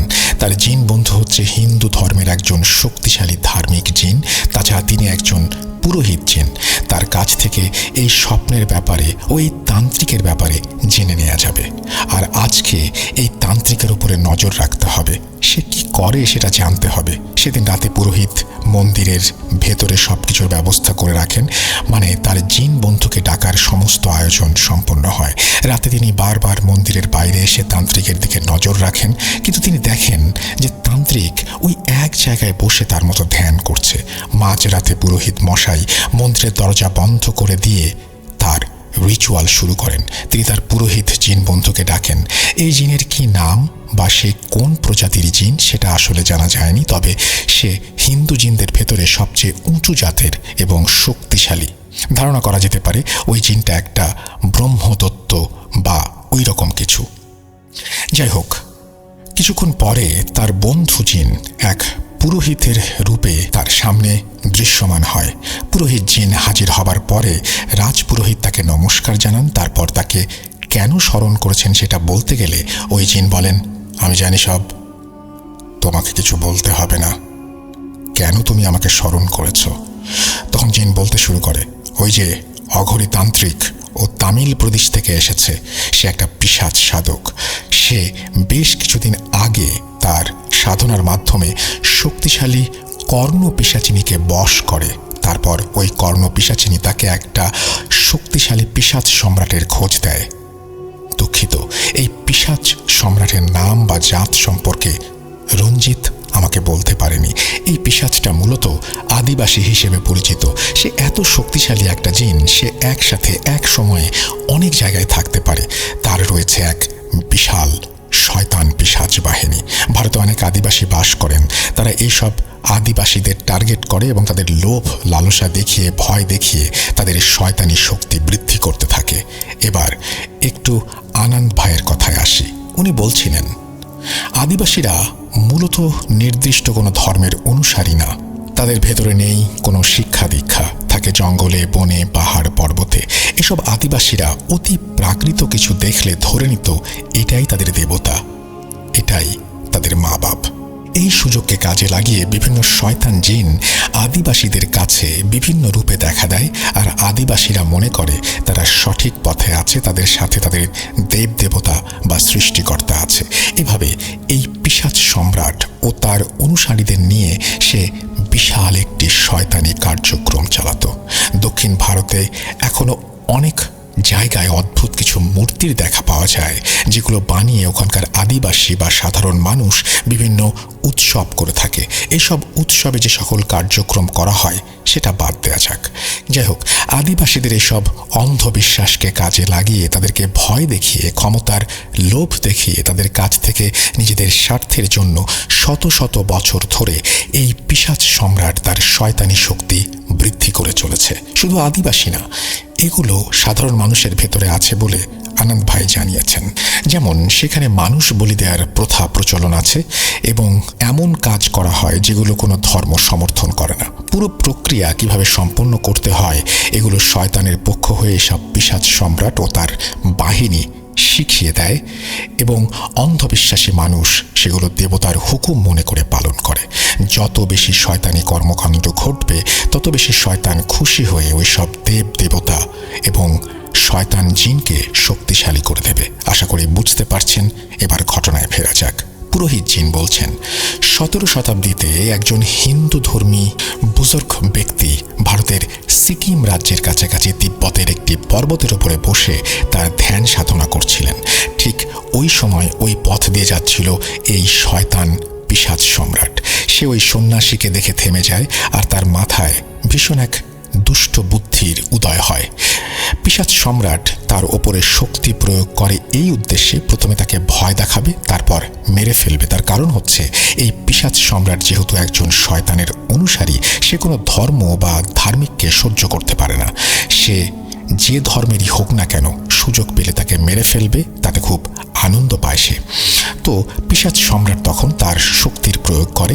শক্তি প্রয়োগ করায় সে লক্ষ্য করে ওই সাধুর কোনো কিছু হয় না। পিশাচ সম্রাট তখন বেশ অবাক হয়। সে আরও বেশি শক্তি প্রয়োগ করে, কিন্তু এবারও কিছু হয় না। তখন পিশাচ সম্রাট বুঝতে পারে এই সাধু ধ্যানে বসার পূর্বে তার চারপাশে শক্তিশালী একটা বলয় সৃষ্টি করে রেখেছে, যেটা ভেদ করা তার পক্ষে সম্ভব না। এতে পিশাচ সম্রাট বেশ রাগান্বিত ও অপমানিত হয়, কারণ সে ছিল অনেক ক্ষমতার অধিকারী। সে অনেক বড় বড় সাধু সন্ন্যাসী সহ কত মানুষ হত্যা করেছে, সেটা হিসাবের বাইরে। এখন এই সন্ন্যাসীর কাছে হার মেনে চলে যাওয়াটা তার জন্য লজ্জার। এবার সে তার সব শক্তি প্রয়োগ করে সাধুর উপরে আক্রমণ চালায়। এবার সাধুর বানানো বলয় ভেদ করে কিছুটা প্রভাব ফেলতে সক্ষম হয় সে। তখন সাধুর ধ্যান ভঙ্গ হয় এবং সে রাগান্বিত হয়ে পিশাচ সম্রাটের দিকে তাকায়। সাধু দেখে তার সামনে একটা শয়তান দাঁড়িয়ে আছে। সাধুর ধ্যান ভঙ্গ হয়েছে দেখে পিশাচ সম্রাট বেশ আনন্দ উপভোগ করে। তখন সাধু ওই পিশাচ সম্রাটের উদ্দেশ্যে বলে, ওরে শয়তান, আমি তোর কি ক্ষতি করেছি? কেন তুই আমাকে বিরক্ত করছিস? পিশাচ সম্রাট বলে, যারা শয়তানের বিপক্ষে তারা সবাই আমার শত্রু, এই জন্য আমি তোকে মেরে ফেলব। এতে আমার প্রভু খুশি হবে। তখন সাধু বলে ওঠে, আচ্ছা মার তাহলে, আমি দেখতে চাই তুই আমার কি করতে পারিস। পিশাচ বলে, ঠিক আছে তবে দেখ। এই বলে পিশাচ সাধুকে আক্রমণ করার প্রস্তুতি নিচ্ছে। হঠাৎ কোথা থেকে একদল শক্তিশালী সন্ন্যাসী জিন এসে এই শয়তানটাকে শিকলে বেঁধে ফেলে। এভাবে বেঁধে ফেলায় এক চুল নড়াচড়ার শক্তি থাকে না তার। পিশাচ সম্রাটকে বেঁধে ফেলার পরে উপস্থিত সন্ন্যাসী জিনগুলো সাধুর উদ্দেশ্যে বলে, গুরুজি, আপনি শুধু অনুমতি দেন, ওকে এক্ষুনি মেরে ফেলি।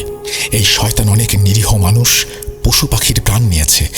ওদিকে পিশাচ সম্রাট বন্দী হওয়ার পরে সে চিৎকার করতে থাকে আর বলতে থাকে, আমাকে ছেড়ে দাও, আমি কথা দিচ্ছি আমি আর তোমাদের কাছে আসবো না। তখন সাধু বলে, তুই যখন আমার কাছে এসেছিস আমার ক্ষতি করার জন্য, আমি তখনই বুঝতে পেরেছিলাম এখানে একটা শয়তান এসেছে।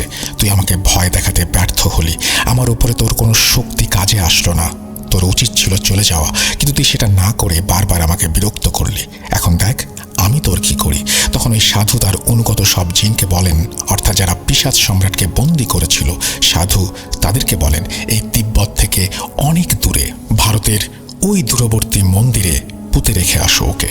অর্থাৎ কর্ণাটকের এই অন্নপূর্ণা মন্দিরের কথা বলেন সাধু। সাধু বলেন, সেখানে ওর মাথা ছাড়া শরীরের সব অংশ মাটিতে পুঁতে রাখবে। ওই মন্দির একটা জাগ্রত মন্দির, সেখানে হাজার হাজার মানুষ যখন চলাফেরা করবে সবাই ওর মাথার ওপর দিয়ে যাবে। ও কিছু করতে পারবে না, ওর শক্তি কাজ করবে না যতদিন ওই শিকলে আটকা থাকবে। ওখানে আমার অনেক জিন পাহারা দেবে, কোনোদিন সেখান থেকে ও মুক্তি পাবে না। এটাই ওর শাস্তি। ও যতদিন বাঁচবে ততদিন মানুষের লাথি খেয়ে পদদলিত হয়ে বাঁচবে। সাধুর কথা মতো অনুগত জিনেরা তাকে এই মন্দিরের সামনে মেইন গেট থেকে একটু দূরে পুঁতে রেখে যায়। আর এভাবে সে শত শত বছর ধরে মানুষের পদদলিত হচ্ছে। এখন এই অঘোরী তান্ত্রিক এখানে এসেছে এই শয়তান পিশাচ সম্রাটকে মুক্ত করতে। কারণ একবার যদি তাকে এখান থেকে মুক্ত করা যায়, তাহলে এমন কোনো শয়তানি কাজ নেই যেটা তাকে দিয়ে করানো যাবে না। এই তান্ত্রিক অনেক শক্তিশালী হয়ে যাবে। এই তান্ত্রিক এখানে আসার আগে এই পিশাচ সম্রাটের অনুসারীদের সাথে পরামর্শ করে এবং তান্ত্রিকের বশকৃত কিছু পিশাচ জিনের সাথে পরামর্শ করে যে কিভাবে তাকে এখান থেকে মুক্ত করা যায়। তখন তারা বলে, একটা উপায় আছে, তবে এই মন্দিরে থাকা পাহারাদার জিনদের তাড়াতে হবে বা মেরে ফেলতে হবে। তারপর অমাবস্যার রাতে একটা বলি দিয়ে তাকে মুক্ত করতে হবে। যাই হোক, তান্ত্রিক যখন এখানে আসে তখন তুমি আমাকে এখান থেকে তাড়িয়ে দিলে সে একটা কৌশল অবলম্বন করে এখানে স্থায়ীভাবে বসবাস করার জন্য। সে তার একজন পিশাচ জিনকে নির্দেশ দেয় সে যেন সাপ হয়ে পঞ্চায়েতের মেয়েকে দংশন করে। তারপর কৌশলে সে পঞ্চায়েতের বিশ্বাস অর্জন করে এবং এখানে পাকাপাকি বসবাস করতে শুরু করে। মানে এই অংশটুকু আবারও তার সেই বন্ধু জিন বলছে। তার এই পরিকল্পনা কাজে দিয়েছে। এখন সে এখানে শয়তানের অনুসারীদের জড়ো করছে তার উদ্দেশ্য বিশাল একটা শয়তানি শক্তিকে কাজে লাগিয়ে এই মন্দির যারা পাহারা দেয় সেই জিনদের প্রতিহত করা। আর তাকে এটা করতে দিলে সে আগামী অমাবস্যার রাতে একটা বলি দিয়ে ওই বন্দি পিশাচ সম্রাটকে মুক্ত করে নিয়ে যাবে। তুমি কি জানো এই তান্ত্রিক কাকে বলি দিতে যাচ্ছে? রাজপুরোহিত মশাই জিজ্ঞাসা করেন, কাকে? তখন পুরোহিত জিন বলেন, সে আর কেউ না, সে হচ্ছে পঞ্চায়েতের ছোট মেয়ে মীনাক্ষী। আজকে সকালে পঞ্চায়েত যখন তার পরিবার নিয়ে মন্দিরে পুজো দিতে আসে, তখন ওই তান্ত্রিক পঞ্চায়েতকে মীনাক্ষীর ব্যাপারে অনেক ভালো ভালো কথা বলে এবং একটা উপহার দেয়। সে পঞ্চায়েতকে বলে এই হার তাকে বিষ্ণু উপহার দিয়েছে, আর সেটা সে মীনাক্ষীকে উপহার দিয়েছে কারণ মীনাক্ষী যেন সুরক্ষিত থাকে। বিষ্ণু শয়তানকে দেবেন হার। এই জিনিস বোঝার মতো ক্ষমতা কি পঞ্চায়েত ঠাকুরের আছে? সে এখন তান্ত্রিকের পুরো বশে চলে এসেছে। তার ভেতরে তান্ত্রিককে নিয়ে অন্ধবিশ্বাস জন্মেছে। ওই হার হচ্ছে দুর্লভ পাথর দিয়ে কালজাদুর মাধ্যমে বানানো একটা হার। আমরা যেমন পলির পাঠার গলায় হার চড়াই, তেমনি ওই বাচ্চা মেয়েটাকে বলে দেওয়ার পূর্বে হার চড়ানো হয়েছে। আর ওই হার যতক্ষণ ওই মেয়েটার গলায় থাকবে ততক্ষণ আমরা কেউ কাছে যেতে পারবো না মেয়েটির। তাকে বাঁচানো যাবে না যদি না ওই হার তার গলা থেকে খুলে ফেলা হয়। আর এটা খুলতে পারবে ওই তান্ত্রিক, পঞ্চায়েত ও পঞ্চায়েতের স্ত্রী। এসব বিপদ দেখে গতকাল রাতে আমি তোমাকে স্বপ্নের মাধ্যমে সতর্ক করেছিলাম। এদের থেকে গ্রামবাসী ও মন্দির রক্ষা করতে হলে এই তান্ত্রিককে যেভাবে পারো এই এলাকা থেকে দূরে সরিয়ে দিতে হবে, না হলে কেউ বাঁচবে না। আমরা কিছু করতে পারছি না, যা করার তোমাকে করতে হবে। এই বলে পুরোহিত জিন অদৃশ্য হয়ে যায়। সবকিছু শুনে রাজপুরোহিত খুব ভয় পান এবং তিনি হতভম্ব হয়ে যান। গোপনে গোপনে এত বড় ষড়যন্ত্র চলছে আর তিনি কিচ্ছু জানেন না। তখন তিনি বুঝতে পারেন মীনাক্ষী মন্দিরে প্রবেশ করার সময় পুরো মন্দির কেন কেঁপে উঠেছিল। তিনি সারা রাত দুশ্চিন্তায় ঘুমোতে পারেননি। ভোর হলে তিনি ছুটে চললেন পঞ্চায়েতের বাড়িতে। পঞ্চায়েত ঠাকুর বাড়িতে ছিলেন। এত ভোরে পুরোহিতকে দেখে তিনি বেশ অবাক হন। পঞ্চায়েত ঠাকুর রাজপুরোহিতকে এত সকালে আসার কারণ জিজ্ঞাসা করলে তিনি সবকিছু খুলে বলেন। সবকিছু শুনে পঞ্চায়েত ঠাকুর তান্ত্রিকের উপরে রাগ করার বদলে পুরোহিতের উপরে ক্ষিপ্ত হন। তিনি বলেন, এখন আমি বুঝতে পারছি আপনি কেন এত সকালে আমার বাড়িতে এসেছেন। আপনি কি ভেবেছেন আপনাদের সব বানানো গল্প আমি বিশ্বাস করব? এই মহামূল্যবান হার আপনাকে দিয়ে দেব আর আপনি এটা বিক্রি করে বড়লোক হয়ে যাবেন? আমি ভেবেছিলাম আপনার একটু হিংসা হচ্ছে তান্ত্রিকের ওপরে, কারণ আপনি যাতে ব্রাহ্মণ, আমিও ব্রাহ্মণ, তারপরে আমি তাকে কেন বেশি গুরুত্ব দিলাম। কিন্তু আপনি যে এত বড় ভয়ঙ্কর একজন লোভী মানুষ সেটা আমি জানলে আপনাকে এই মন্দিরে জায়গা দিতাম না। আপনি আসলে পুরোহিত হবার যোগ্য না। এই মুহূর্তে আপনি আমার বাড়ি থেকে বের হয়ে যান, আর আপনার ব্যবস্থা আমি করছি। এভাবে পঞ্চায়েত ঠাকুর রাজপুরোহিতকে অপমান করে বাড়ি থেকে বের করে দেন। একজন রাজপুরোহিতকে এভাবে অপমান করে বের করে দেওয়াটা কোনো সাধারণ বিষয় না, কিন্তু ক্রোধে পঞ্চায়েত ঠাকুর নিজেকে সামলাতে পারেননি। প্রচণ্ড লাঞ্ছিত ও অপমানিত হয়ে রাজপুরোহিত চলে যান। তারপর পঞ্চায়েত ঠাকুর মন্দিরে যে আর একজন অভিজ্ঞ পুরোহিতকে প্রধান পুরোহিতের দায়িত্ব তুলে দেন। মন্দির কমিটির লোক জিজ্ঞাসা করেন, আগের রাজপুরোহিতের কি হয়েছে? তখন পঞ্চায়েত বলে, তার ভেতরে লোভ জন্মেছে। এমনকি এই মন্দিরের ত্রিসীমানায় সে যেন পা রাখতে না পারে সেই ব্যবস্থা তিনি করেন। কি আর করার, গ্রামের পঞ্চায়েত প্রধান তিনি হচ্ছেন এই এলাকার বিখ্যাত ঠাকুর বংশের, যেটাকে রাজবংশ বলা হয়। তিনি যা বলবেন সেটা মানতেই হবে সবাইকে। এই ঘটনার প্রায় 1 মাস পর গ্রামবাসী দেখেন মীনাক্ষীর মাথাবিহীন দেহ মন্দিরের গেটের সামনে পড়ে আছে, আর সেই তান্ত্রিক উধাও।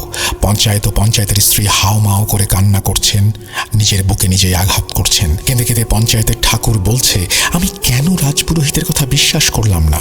তার কথা বিশ্বাস করলে আজকে আমার এত বড় ক্ষতি হতো না। এই মর্মান্তিক দৃশ্য আমাকে দেখতে হতো না। ঘটনা কি ঘটেছিল সেদিন রাতে সবকিছু জানা না গেলেও মূল বিষয়টা জানা সম্ভব হয়েছে। সেদিন ছিল অমাবস্যার রাত। সে রাতে পঞ্চায়েত ঠাকুর ও তার স্ত্রী ঘুমিয়ে গেলে তার ছোট মেয়েকে কিছু জিন বাড়ি থেকে বের করে ওই মন্দিরের সামনে নিয়ে যায়, আর সেখানে তান্ত্রিক একটা রিচুয়াল করে মীনাক্ষীকে বলি দিয়ে পিশাচ সম্রাটকে মুক্ত করে এলাকা ছেড়ে চলে যায়। মন্দিরে পাহাড়রত যত সন্ন্যাসী জিন ছিল তারা কিছু করতে পারেনি। অমাবস্যার রাত হওয়াতে শয়তানি শক্তির কাছে তারা পরাজয় বরণ করে। এই ঘটনার পর ওই মন্দিরে যত পুরোহিত ছিল তাদের রহস্যজনক মৃত্যু হতে থাকে। তাদের সবার মাথা উল্টো করে ঘোরানো থাকতো। শুধু পুরোহিত না, রাতের বেলা ওই দিকে যে গেছে তাকে তাকে ওইভাবে মেরে ফেলা হতো। মেডিকেল সায়েন্স দিয়ে ব্যাখ্যা করলে এই মাথা উল্টো দিকে ঘুরিয়ে দেয়া হলে গলার যত শিরা উপশিরা ও চামড়া আছে সবগুলো ছিঁড়ে যাবার কথা, যেটা মানুষের পক্ষে অসম্ভব। কোনো কাটা ছেঁড়া ছাড়া মাথা উল্টো দিকে ঘুরিয়ে দেয়া কোনো সাধারণ ব্যাপার নয়। গ্রামের ভেতরে একটা মৃত্যুর উৎসব শুরু হয়ে যায়। এখন রাতে ভয়ে কেউ ঘর থেকে বের হয় না। ওদিকে পঞ্চায়েত প্রধান মেয়ের শোকে পাগল হয়ে যান, আর আগের রাজপুরোহিত কোথায় চলে গেছেন তার খবর কেউ জানেন না, তাকে আর কখনো দেখা যায়নি। তো এভাবে পুরোহিতরা মারা যাচ্ছেন এটা দেখে পরবর্তীতে আর কোনো পুরোহিত রাজি হননি এই মন্দিরে পুজোর কাজ চালানোর জন্য।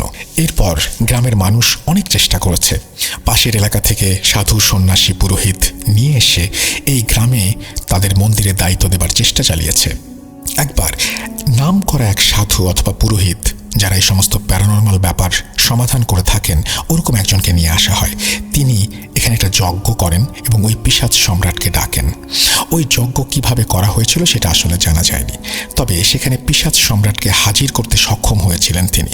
তারপর ওই প্রথম কেউ পিশাচ সম্রাটের সাথে কথা বলতে সক্ষম হন। প্রথমে তাকে ওই মন্দির ও এলাকা ছেড়ে চলে যেতে বলা হয়, কিন্তু পিশাচ সম্রাট সাফ জানিয়ে দেন ওই এলাকা ছেড়ে তিনি যাবেন না। এই মন্দিরের সামনে তাকে পুঁতে রাখা হয়েছিল 200 বছরের বেশি সময়। মানুষ তার ওপর দিয়ে চলাচল করেছে, তাকে পদদলিত করেছে, অনেক কষ্ট দিয়েছে। এখন সে তার প্রতিশোধ নেবে। সবকিছু শুনে পুরোহিত বলে, দেখো, তোমাকে যারা কষ্ট দিয়েছে তারা এসব জানতো? তারা জানলে কি তোমার মাথার ওপর দিয়ে হাঁটতো? তারা তোমাকে দেখতে পায়নি। এখন তুমি এই গ্রামের নিরীহ মানুষদের মারছো, মন্দিরের পুরোহিতদের মারছো, এগুলো কি ঠিক? পিশাচ সম্রাট বলে, ঠিক বেঠিক আমি বুঝি না, আমি প্রতিশোধ নিচ্ছি। এরপর পুরোহিত ও পিশাচ সম্রাটের সাথে অনেক কথা হয়, তাকে আবারও অনুরোধ করতে থাকে যেন এই মন্দিরে এলাকা ছেড়ে চলে যায়, কিন্তু পিশাচ সম্রাট সবকিছু শুনতে নারাজ। পুরোহিত বুঝতে পারে এই শয়তান এখন অনেক শক্তিশালী হয়ে গেছে এবং তাকে আটকানোর মতো বিদ্যা তার জানা নেই, তাই তাকে কোনোভাবে কথা শোনানো যাবে না। তখন পুরোহিত একটা অনুরোধ করে, সে এই এলাকায় থাকলে সে যেন কাউকে আর হত্যা না করে। তখন পিশাচ সম্রাট বলে, ঠিক আছে, আমি কাউকে মারব না, তবে একটা শর্ত আছে, দুটো শর্ত আছে।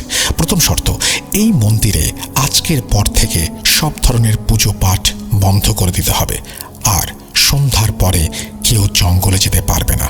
মন্দিরটা ছিল একদম জঙ্গলের পাশে। ওখানে আমার চেলারা আছে, ওরা যদি সেখানে কাউকে দেখতে পায় তবে হত্যা করবে। এই অংশের পুরো জঙ্গলে আমরা থাকি, সন্ধ্যার পরে এই জায়গায় কেউ যাবে না।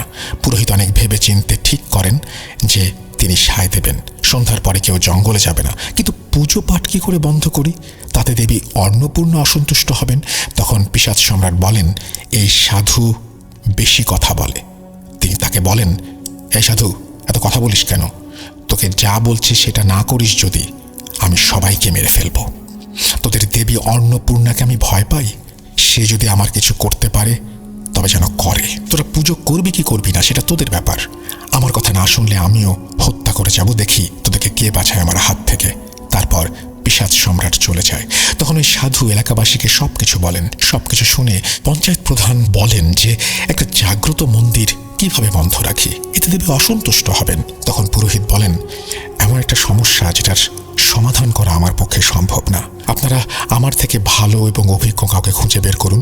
সমস্যার সমাধান না করা গেলে এখানে পুজো পাঠ করলে শয়তান বরং ক্ষিপ্ত হবে, সবাইকে মেরে ফেলবে। আপাতত বন্ধ রাখুন, আর বিকেলের পরে ওই জঙ্গলে যেন কেউ না যায়। তারপর তিনি বিদায় নেন। এরপর অনেক কবিরাজ, সাধু, সন্ন্যাসী দেখিয়ে কোনো লাভ হয়নি। আজও অর্থাৎ এই 1992 সালে এসেও এই মন্দির পরিত্যক্ত অবস্থাতেই আছে। আজও সন্ধ্যার পরে ভুল করে যদি কেউ ওই জঙ্গলে গিয়ে থাকে তবে সে আর ফিরে আসে না। এই পর্যন্ত যারা যারা ওই আগুনের গোলা দেখেছে তাদের অস্বাভাবিক মৃত্যু হয়েছে। বেঁচে ফেরা মানুষের সংখ্যা খুব কম। রামলাল বাবু দাদুকে বলেন, আমাদের কপাল অনেক ভালো যে ওই আলো দুটো আমাদের দেখেনি, দেখলে নিশ্চিত মৃত্যু ছিল। এই গ্রামের ও জঙ্গলের ইতিহাস শুনে যোগেন্দার দাদু বেশ ভয় পান। তিনি অনেকবার এসেছেন এইখানে, কিন্তু এখানে এত বড় ভয়ঙ্কর ঘটনা যে ঘটতে পারে সেটা তিনি জানতেন না। তারপর তিনি টাকা পয়সা মিটিয়ে পরের দিন সকালে পাঞ্জাব রওনা হন। এরপর এই ঘটনা তিনি তার পরিবারের সাথে শেয়ার করেন। পরবর্তীতে রঞ্জিতের দাদু বীরেন্দর সিং তার নাতি নাতনিদের কাছে বলেছেন, আর আমরা জানলাম রঞ্জিতের মাধ্যমে। আনন্দ ভাই বলছেন বর্তমানে ওই মন্দিরটা নতুন করে বানানো হয়েছে। উনি সেখানে ঘুরতে গিয়েছিলেন পরিবার সহ। তিনি সেই মন্দির দর্শন করেছেন। মন্দিরটা দেখে বোঝা যায় সেটা কিছুদিন আগে নির্মাণ করা হয়েছে। তাহলে ধারণা করা যায় 1992 সালের পরে কেউ এই সমস্যার সমাধান করেছিল। এখন সেখানে মন্দিরের সব কার্যক্রম চলে, কিন্তু ওই জঙ্গলে দিনে বা রাতে যারা প্রবেশ করে তারা অনেকে আর ফিরে আসে না। আপনি চাইলে সুকান্ত মাইতি দাদার সাথে কথা বলে এই ঘটনার সত্যতা যাচাই করে নিতে পারেন। আমার বিশ্বাস সুকান্ত মাইতি পারবেন কর্ণাটক রাজ্যের বন্দিপুর এলাকার কারোর সাথে কথা বলে ঘটনার সত্যতা সম্পর্কে যাচাই করে নিতে, কেননা এই ঘটনা বন্দিপুরের অনেকে জানেন। এটা একটা সত্যি ঘটনা বলে রঞ্জিত আমাকে জানিয়েছেন। ঘটনার মাঝে আমি ভীরাপ্পানের কথা বলেছিলাম। আপনি হয়তো ভীরাপ্পান ডাকাতের নাম শুনেছেন। ভীরাপ্পান হচ্ছে ইন্ডিয়ার ইতিহাসে সবচেয়ে ভয়ঙ্কর ক্রিমিনাল। তামিল ও কর্ণাটক রাজ্য সরকার ঘোষণা করেছিল কেউ যদি ভীরাপ্পানকে জীবিত অথবা মৃত ধরিয়ে দিতে পারে তাহলে তাকে দেয়া হবে 5 কোটি টাকা পুরস্কার। তাহলে বুঝতেই পারছেন সে কত বড় ভয়ঙ্কর মানুষ। ভীরাপ্পানের জন্ম হয়েছিল এই কর্ণাটক প্রদেশে। সে দীর্ঘ 40 বছরের বেশি সময় এই জঙ্গলের রাজত্ব নিয়ন্ত্রণ করেছে। তাকে ধরার জন্য একটা স্পেশাল বাহিনী গঠন করার পরেও ইন্ডিয়ান সরকার ব্যর্থ হয়েছে। তাদের হাতে খুন হতে হয়েছে 180 জনের বেশি পুলিশ অফিসার ও সরকারি কর্মকর্তাকে। তাছাড়া নেতা, অভিনেতা সহ অনেকে তার কিডন্যাপের শিকার হয়েছে। সে অনেকের মাথা কেটে নিয়ে যেত, আর সেই মাথা দিয়ে কি করত সেটা কেউ না জানলেও ভীরাপ্পানের সহযোগীরা জানত। কি সেই কার্যকলাপ যেটা আনন্দ ভাই কিছুটা বলেছেন। এক কথায় ভীরাপ্পান শুধু একজন ডাকাত ছিল না, সে একজন শয়তানের পূজারী। সে জঙ্গলে রাজত্ব করার জন্য বিভিন্ন কালো জাদুর চর্চা করত। এই তথ্যগুলো ভীরাপ্পান মরার পরে তার সহযোগীরা দিয়েছে। মানে তার একটা বিশাল ডাকাত বাহিনী ছিল। সে মারা যাবার পরে এই বাহিনীর অনেকে পুলিশের কাছে আত্মসমর্পণ করেছে। বিভিন্ন মেয়াদের সাজা ভোগ করে পরবর্তীতে ওই সহযোগীরা বিভিন্ন সময় ভীরাপ্পান সম্পর্কে অনেক অজানা তথ্য দিয়েছেন। সেটা আসলে সাধারণ মানুষের অজানা ছিল। এখন ওখানকার অনেকে ভীরাপ্পান সম্পর্কে অনেক অজানা কিছু জানেন যেটা ইতিহাসে লেখা হয়নি। ভীরাপ্পান কি কি কালো জাদুর চর্চা করত, কিভাবে কোথায় করত, আমি আনন্দ ভাইয়ের সাথে কথা বলে সাউথ ইন্ডিয়ার আরও কিছু ঘটনা সংগ্রহ করব ইনশাল্লাহ, যদি ভূত.com চায়। কেননা এখানে কি এমন কোনো মানুষের ঘটনা প্রচার করা হবে যে কিনা একসময় ইন্ডিয়ার সব থেকে কুখ্যাত অপরাধী ছিলেন। শোনা যায় তৎকালীন সময়ে স্থানীয় এলাকাবাসী ভীরাপ্পানের কথা বলে ছোট বাচ্চাদের রাতে ঘুম পাড়াত। এমন একজনের ঘটনা আপনারা গ্রহণ করবেন কিনা জানাবেন। কর্মব্যস্ততার কারণে বেশি একটা সময় দিতে পারি না। জানি না ঘটনাটা কতটুকু গুছিয়ে লিখতে পারলাম। অপ্রত্যাশিত বানান ভুল ও অন্যান্য ত্রুটির জন্য ক্ষমা চেয়ে নিচ্ছি। সম্প্রতি আমি নাইজেরিয়ার একটা দীর্ঘ কালোজাদুর ঘটনা পেয়েছি, সেগুলো পরবর্তীতে লিখে পাঠাবো। অর্থাৎ তিনি আফ্রিকার সেই কালোজাদুর কথা বলছেন যেটা আমরা অলরেডি পড়েছি। মেহেদি হাসান, আপনাকে অসংখ্য ধন্যবাদ। আপনি লিখছেন দুবাই থেকে এবং আপনার চমৎকার ঘটনাটি পাঠানোর জন্য অসংখ্য ধন্যবাদ এবং ভালোবাসা জানবেন। যারা এতক্ষণ পর্যন্ত ধৈর্য নিয়ে ঘটনাটি শুনলেন তাদেরকে অসংখ্য ধন্যবাদ। এবং যারা এখনও ইউটিউব চ্যানেলটি সাবস্ক্রাইব করেননি তাদেরকে সাবস্ক্রাইব করতে বলবো, এবং যারা এখনও সাবস্ক্রাইব করেছেন কিন্তু বেল আইকনটিতে ক্লিক করেননি তাদেরকে অনুরোধ করব ক্লিক করার জন্য। এখন যেটা করব, আমরা সেই ঘটনাগুলোতে যাব যেই ঘটনাগুলো আপনারা হয়তো আগেও শুনেছেন বা কখনো শোনেননি বা বারবার শুনতে চাইবেন। এরকম কিছু ঘটনার মধ্যে আমরা যাব। আশা করছি ভালো লাগবে আপনাদের। চলুন শুরু করা যাক।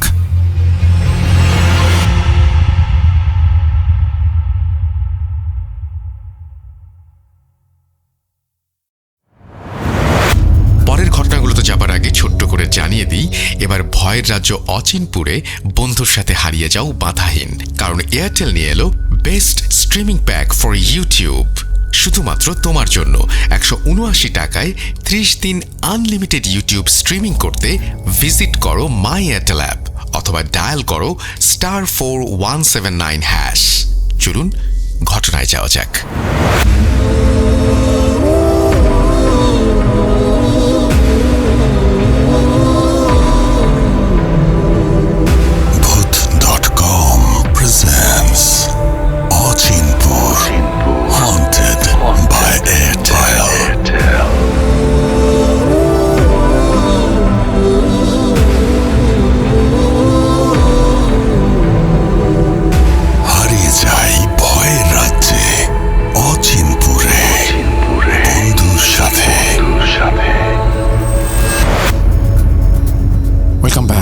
সবাইকে স্বাগত জানাচ্ছি আমি রাসেল। পবিত্র রমজান মাসের শেষ কয়েকটা দিন সামনে, তার মানে ঈদ আসন্ন, এবং এই সময়টাতে সবারই ব্যস্ততা অনেক বেড়ে যায়। ঘরে ফেরার তাড়া যেমন থাকে, প্রিয়জনের জন্য কেনাকাটা, নিজের জন্য কিছু কেনাকাটা তাড়াহুড়ো করে। তার মাঝখানে আমরা আজকের এপিসোডটি নিয়ে হাজির হয়েছি। আলহামদুলিল্লাহ অনেক স্টোরি পাচ্ছি আপনাদের কাছ থেকে, যে স্টোরির মাধ্যমে আমরা সাজাচ্ছি যে এপিসোডটি হবে তারপরে ঈদের এপিসোড, সম্ভবত আর খুব অল্প দিন। আচ্ছা, সামনের শুক্রবারে কি ঈদ হবে নাকি তার আগে হয়ে যাবে আমি ঠিক বুঝতে পারছি না। এক একজন এক একটা ডেট বলছেন, আসলে চাঁদ নির্ভর সব কিছু, সুতরাং হুট করে বলাও যায় না যে আগে পরে। আমি আপনাদের কি মনে হয় সেটা অবশ্যই কমেন্ট সেকশনে আজকে জানাবেন। আমরা চলে যাচ্ছি আমাদের ঘটনায়। সাজ্জাদ মিরপুর 2 বড়বাগ থেকে এই ঘটনাটি পাঠিয়েছেন। তিনি লিখছেন, আসসালামু আলাইকুম রাসেল ভাই ও লিসেনার্স, আশা করি মহান আল্লাহর রহমতে ভালো আছেন। প্রথমেই রাসেল ভাইকে জানাই অনেক অনেক ধন্যবাদ। 9/10/2022 সানডে স্পেশাল এপিসোডে আমার পাঠানো ইমেলটি মৃত্যুর পরে ফিরে আসা পড়ে শোনানোর জন্য। ইমেল পাঠানোর উৎসাহ আরও দ্বিগুণ হয়ে গিয়েছে, তাই আমি আরও একটি ঘটনা লিখতে বসলাম। এই ঘটনাটি আমার নিজের সাথে ঘটেছে এবং কিছু ঘটনা আমার ফ্যামিলির সাথেও ঘটেছে। ভালো লাগলে পড়ে শোনার অনুরোধ রইল। চলে যাচ্ছি ঘটনায়।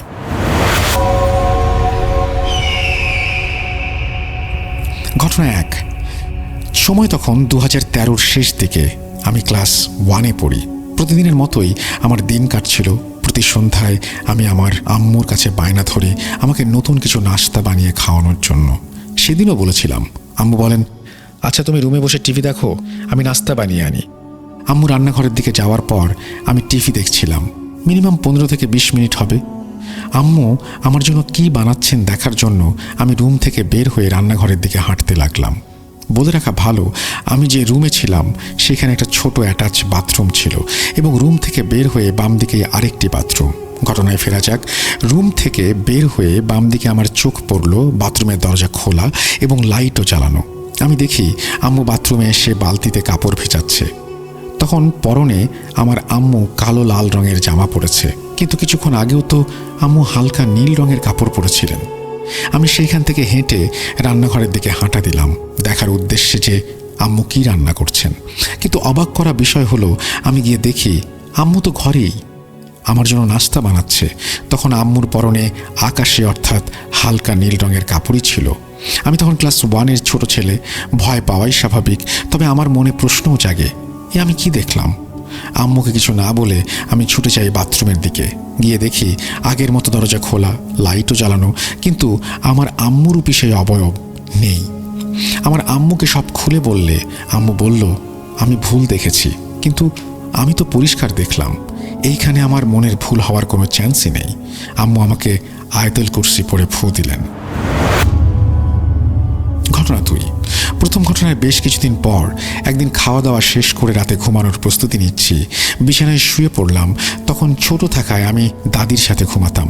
প্রতি রাতেই ঘুমানোর সময় আমার আব্বু ডাইনিং রুমে বসে কাজ করে নেন, যেমন ডাইনিং টেবিলে থালা বাসন সরানোতে, আম্মুকে হেল্প করা, পানির বোতল ভরা ইত্যাদি। আম্মু ঘুমাতে যাওয়ার পরে আব্বু এই কাজগুলো করেন। বলে রাখা ভালো, আমি যেই রুমে ঘুমাই সেই রুম থেকে ডাইনিংয়ের রুমটি সম্পূর্ণ দেখা যায়। আব্বু কাজ শেষ করে চলে যান, তবে ডাইনিং রুমটির লাইট জ্বালানো ছিল। আমি শুয়ে আছি, তাকিয়ে দেখি ডাইনিং রুমে কেউ নেই, কিন্তু হঠাৎ দেখি ডাইনিং টেবিলের কোণা দিয়ে প্রায় 2 থেকে 3 ফুট উচ্চতার কালো একটি জমাট বাঁধা ছায়া হেঁটে চলেছে।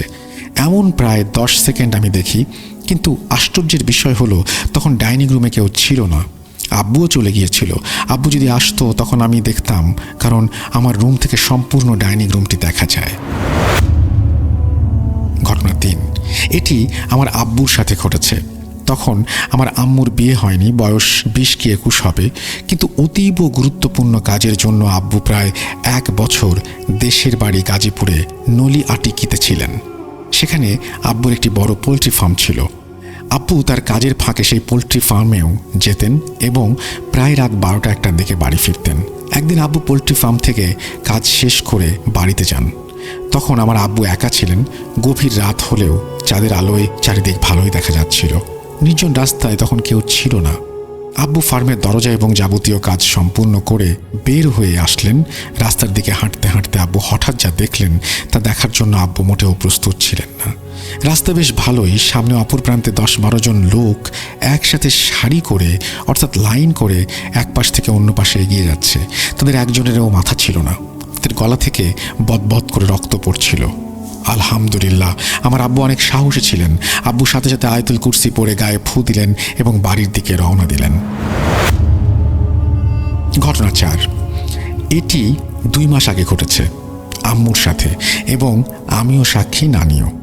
বলে রাখা ভালো, ঘটনা 1 ও 2 যখন ঘটে তখন আমরা জোনাকি রোড এলাকায় থাকতাম। বর্তমানে আমরা বড়বাগ বসতি হাউজিংয়ে। ঘটনায় ফেরা যাক। আমার নানি মাঝে মধ্যেই আমাদের বাড়ি আসেন এবং 6-7 দিন করে থেকে যান। 1.5 মাস আগে আমার নানি যখন আসেন তখন একদিন আম্মু এবং নানি আমার খালা নিপা খালার সাথে কথা বলার জন্য ভিডিও কল দেন। বলে রাখা ভালো, নিপা খালার বাসা কুড়িল বিশ্ব রোড। সেইখানে আমাদের বাসার পাশেই আমার খালুর আরেকটি জমি আছে, সেখানে বিল্ডিং নির্মাণের কাজ চলছে এবং এই কাজের মূল দায়িত্বরত হলেন আমার মামা, বাবু মামা। আমার আম্মু এবং নানি যখন নিপা খালার সাথে ভিডিও কলে কথা বলছিলেন তখন নিপা খালার বাড়িতে খালা এবং খালাতো ছোট ভাই ছাড়া কেউ ছিল না। খালু ছিলেন অফিসের কাজে। আম্মু কথা বলার এক ফাঁকে খালাকে বললেন, নিপা, বাবু ভাই পিছনে বসে একা একা কি করেন? খালা বললেন, তুমি কি বলছো এসব? বাবু তো ওর কাজ শেষ করে বিকেলেই চলে যায়, তুমি ভুল দেখেছো। আম্মু বললেন, কি বলছো এসব? আমি মাত্র দেখলাম, আম্মাও দেখলো বাবু ভাইকে। বাবু ভাই সাদা পাঞ্জাবি, পায়জামা, টুপি পরে পেছনের চেয়ারে বসেছিলেন এবং আমার দিকে তাকিয়ে হেসেওছেন। নানি বললেন, নিপা, ডিনা সত্যি বলছে, আমিও বাবুকে দেখেছি। এই বিষয়ে আর কথা না বাড়িয়ে তাদের কথা তারা শেষ করে দেন, ফোন রেখে দেন। এইখানে একজনের মনের ভুল হলে বোঝা যেত, কিন্তু আমার আম্মু এবং নানি দুজনেই তখন বাবু আমাকে দেখেছিলেন। তাদের কথা বলার সময় আমিও সেই রুমে ছিলাম, কিন্তু আমি ফোনে ব্রাউজিং করছিলাম, তাই ভিডিও কলের কথা আমার মাথায় ঢুকনি। কিছুক্ষণ পরে আব্বু আসলেন বাসায়। আম্মু আব্বুকে বলার পর বললেন, আরে এইগুলো তোমার মনের ভুল, বেশি ভেবো না। কিন্তু আম্মু বললেন যে আম্মু সত্যিই দেখেছেন। নানিও দেখলেন মামাকে। আব্বু আম্মুকে বললেন, আচ্ছা এক কাজ করো, বাবু ভাইকে ফোন দিয়ে সব বলো। আম্মু তখনই বাবু আমাকে কল দিলেন এবং সব খুলে বললেন। এরপর মামা বললেন, নিপার বাসার কাজ শেষে আমি বাড়িতেই এসে পড়েছি, এতক্ষণ ধরে আমি বাড়িতেই ছিলাম, এত কিছু ভাবিস না। বলে রাখা ভালো, নিপা খালার বাসা থেকে মামার বাড়ির দূরত্ব প্রায় 1 থেকে 1.5 ঘন্টার, তাই এত অল্প সময়ে এক জায়গা থেকে অন্য জায়গায় যাওয়া সম্ভব না। আমার আব্বু আমার আম্মুকে বললেন, তুমি কিছু যদি দেখেও থাকো তাহলে ভালো কাউকেই দেখেছো, এত কিছু ভাবার নেই। ঘটনা 5। এটি বেশ কিছুদিন আগে ঘটেছে আব্বুর সাথে। রাতে ঘুমানোর সময় আমার ছোট বোন মাঝখানে এবং আমার আম্মু বিছানায় কোনায় ঘুমায়। সেদিন আব্বুর ঘুম ভেঙে যায়, তখন কয়টা বাজে খেয়াল করিনি। আব্বু দেখলেন জানালার অপর প্রান্তে অর্থাৎ বাইরে একজন বৃদ্ধা মহিলা আব্বুর দিকে তাকিয়ে আছে। বলে রাখা ভালো, আমরা 5 তলাতে থাকি। আব্বু এই দৃশ্য দেখার পর দোয়া কালাম পড়ে আবার সেই জায়গায় তাকিয়ে দেখেন কেউ নেই। আম্মুকে তখন কিছু বলেননি। পরের দিন সন্ধ্যায় আমরা যখন একসাথে ছিলাম তখন সব বলেন। এগুলো ছিল বাস্তব জীবনে ঘটে যাওয়া কিছু ঘটনা। চলেন এখন স্বপ্নের ঘটনায় যাওয়া যাক, যা ঘটেছে আমার সাথে। তখন 2020 করোনা মহামারীর জন্য দেশের সকল শিক্ষা প্রতিষ্ঠান বন্ধ হয়ে যায় অনির্দিষ্টকালের জন্য। এই লম্বা ছুটিতে আমারও জীবন কাটছিল যেমন 10টা স্টুডেন্টের কাটে। বলে রাখা ভালো, আমি যেই রুমে ঘুমাই সেই রুমে বিছানা রুমের ডান দিকে এবং দাদির বিছানা বাম দিকে। স্বপ্নের ঘটনাতে দাদিকে কেন উল্লেখ করলাম? স্বপ্ন 1। রাতে ঘুমানোর পর আমি একটি স্বপ্ন দেখতে আরম্ভ করলাম। স্বপ্নটা যেমন ছিল, আমি একটা বিশাল বড় মরুভূমি জায়গায় এবং সেখানে অনেকজন আর্মি অফিসার। তখন গভীর রাত, তাদের হাতে রাইফেল এবং অন্যান্য অস্ত্র। তাদের মধ্যে যিনি চিফ কমান্ডার, উনি এসে আমাকে বললেন, এই নিন অস্ত্র, আপনার প্রয়োজন হবে। আমি বললাম, কেন? সে ভীষণ ভয়ে ভয়ে বললেন, ও আসলে কাউকে ছাড়বে না, এমনিতেই আমাদের অনেক অফিসারদের মেরেছে, তার কথা শেষ হতে না হতেই দেখলাম দূর থেকে একটি রক্ত জমাট বাঁধা লাল রঙের একটি লোকের মতো অবয়ব সব অফিসারদের মেরে ফেলছে তাদেরই অস্ত্র দিয়ে। মারতে মারতে সে আমার নিকট এসে যাচ্ছে। আমি তখন আমার হাতে থাকা বন্দুকটি নিয়ে তার দিকে গুলি করতে যাব, হঠাৎ সেই অবয়বটি আমার সামনে এসে দাঁড়িয়ে সেই চিফ কমান্ডারকেও মেরে ফেলল। এইবার সে আমাকে মারার প্রস্তুতি নিচ্ছে। চুপচাপ দাঁড়িয়ে রইলাম এবং চোখ বন্ধ করেছিলাম। হঠাৎ কখন ঘুমিয়ে পড়েছি মনে নেই, অর্থাৎ স্বপ্নের মধ্যেই ঘুমিয়ে যাই। ঘুম ভাঙার পর দেখি আমি আমাদের সেই জোনাকি রোডের বাসায়। আমি মেঝেতে পড়ে আছি। হঠাৎ আমার চোখ পড়ে রুমের ডান দিকে সেই জানালা এবং জানালার ওপারে রুমে থাকা বারান্দায়। সেই ভয়ঙ্কর লাল অবয়বটি বারান্দায় বসে আছে। মনে পড়ে যায় কিছুক্ষণ আগে ঘটে যাওয়া ঘটনা। আমি দ্রুত রুমের সাথে থাকা অ্যাটাচ বাথরুমে গিয়ে দরজা বন্ধ করে বসে থাকি। দরজায় কিছু ছিদ্র থাকায় আমি বাইরে দেখার চেষ্টা করি। হঠাৎ দেখি আমার দাদি রুমে। আমি সাহস ফিরে পাই এবং দরজা খুলে রুমেই দেখি দাদি আমাকে বলছে, চল বাসায় চল। আমি এবং দাদি ধীরে ধীরে রুম থেকে বের হতেই হঠাৎ সেই লাল অবয়ব ভয়ঙ্কর একটি চিৎকার দেয়, কই যাস তোরা? এই বলে সে এক হাসি দেয়। তার হাসি এমন শব্দ ছিল যেন মনে হয় কোনো হিংস্র জন্তু হাসছে। আমি আর দাদি পিছু ফিরে যাই, কিন্তু এভাবে কতক্ষণ? হঠাৎ আমার আব্বুর ডাক। আমাকে ডাকছেন আব্বু, বলছেন এদিকে এসো। আমি সাহস সঞ্চার করে বারান্দার দিকে কিছু কদম এগিয়ে দেখি আব্বু বসে আছেন। আমাকে বলছেন, এই কই যাও, এদিকে আসো তো।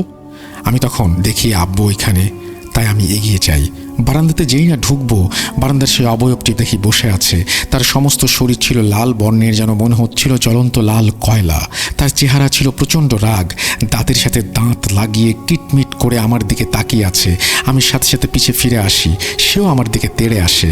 দাদি দোয়া পড়তে শুরু করলেন। আমি পাশে থাকা একটি লাঠির পড়া দেখতে পেয়ে লাঠি উঠিয়ে জোর গলায় আল্লাহু আকবার লা ইলাহা ইল্লাল্লাহু মুহাম্মাদুর রাসূলুল্লাহ বলতে বলতে সেই অবয়বকে মারতে থাকি। মারার এক পর্যায়ে দেখি অবয়বটি আকারে ছোট হয়ে যাচ্ছে এবং সে চুপচাপ এক কোণায় পড়ে আছে। তার মুখে একটু হাসি তখনও। আমি তাকে আবার মারা শুরু করি। মারতে মারতে আমি ক্লান্ত হয়ে যাচ্ছিলাম। হঠাৎ আমার ঘুম ভেঙে যায়। চোখ খুলে দেখি তখন মধ্যরাত। আমি আমার বিছানাতে, ঘামে ভিজে গিয়েছে আমার পুরো শরীর। বুক এতই ধরফর করছে যেন মনে হচ্ছিল এতক্ষণ আমি দৌড়াচ্ছিলাম। মনে পড়ল সম্পূর্ণ স্বপ্ন। ভয়ে সেই রাতে মাথার বালিশকে জড়িয়ে ধরে ঘুমিয়ে যাই। পরদিন সকালে উঠে আম্মুকে সব বলার পর আম্মু আয়াতুল কুরসি পড়ে ফু দিলেন এবং বললেন রাতে দোয়া কালাম পড়ে ঘুমাতে। স্বপ্ন 2। রাসেল ভাই, মনে আছে ভূত.কমের মডারেটর ভাইদের কম্বো স্টোরি নীল পাথর? আমার সেই স্টোরির সবচেয়ে মজার এবং ভয়ের জায়গা যেটি লেগেছিল মৃত ছেলে আর ডোমের পার্টি। এই স্টোরিটি শোনার কিছুদিন পরে রাতে ঘুমানোর সময় হঠাৎই সেই স্টোরির কথা মনে পড়ে। স্টোরির কথা ভাবতে ভাবতে ঘুমিয়ে পড়ি। হঠাৎ স্বপ্নে দেখলাম আমি একটি ছোট্ট অন্ধকার ঘরে, কোনো ইলেকট্রিক লাইট নেই। 3-4টি মোমবাতি দিয়েই কিছুটা আলো বের হচ্ছে। দেয়ালে প্রচুর রক্তের চিহ্ন। হাসপাতালে রোগীদের যেমন বেড থাকে তেমনি একটা বেড। এক মধ্যবয়স্কা মৃত লোক শুয়ে আছে, পাশে একজন ডোম আর এক পাশে একটা ছোট বাচ্চা।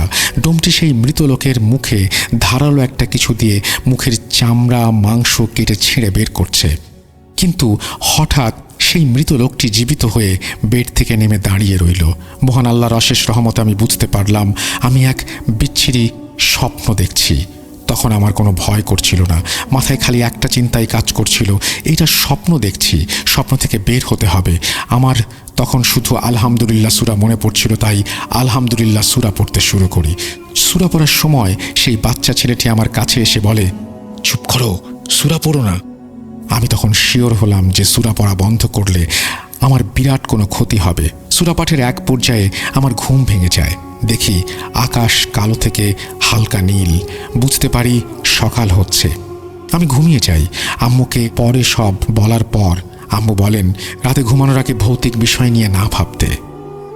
সেকেন্ড স্বপ্নটা বেশি ভাবার কারণে এমন দেখলাম, কিন্তু ফার্স্ট স্বপ্নটার কোনো ব্যাখ্যা আমার জানা নেই।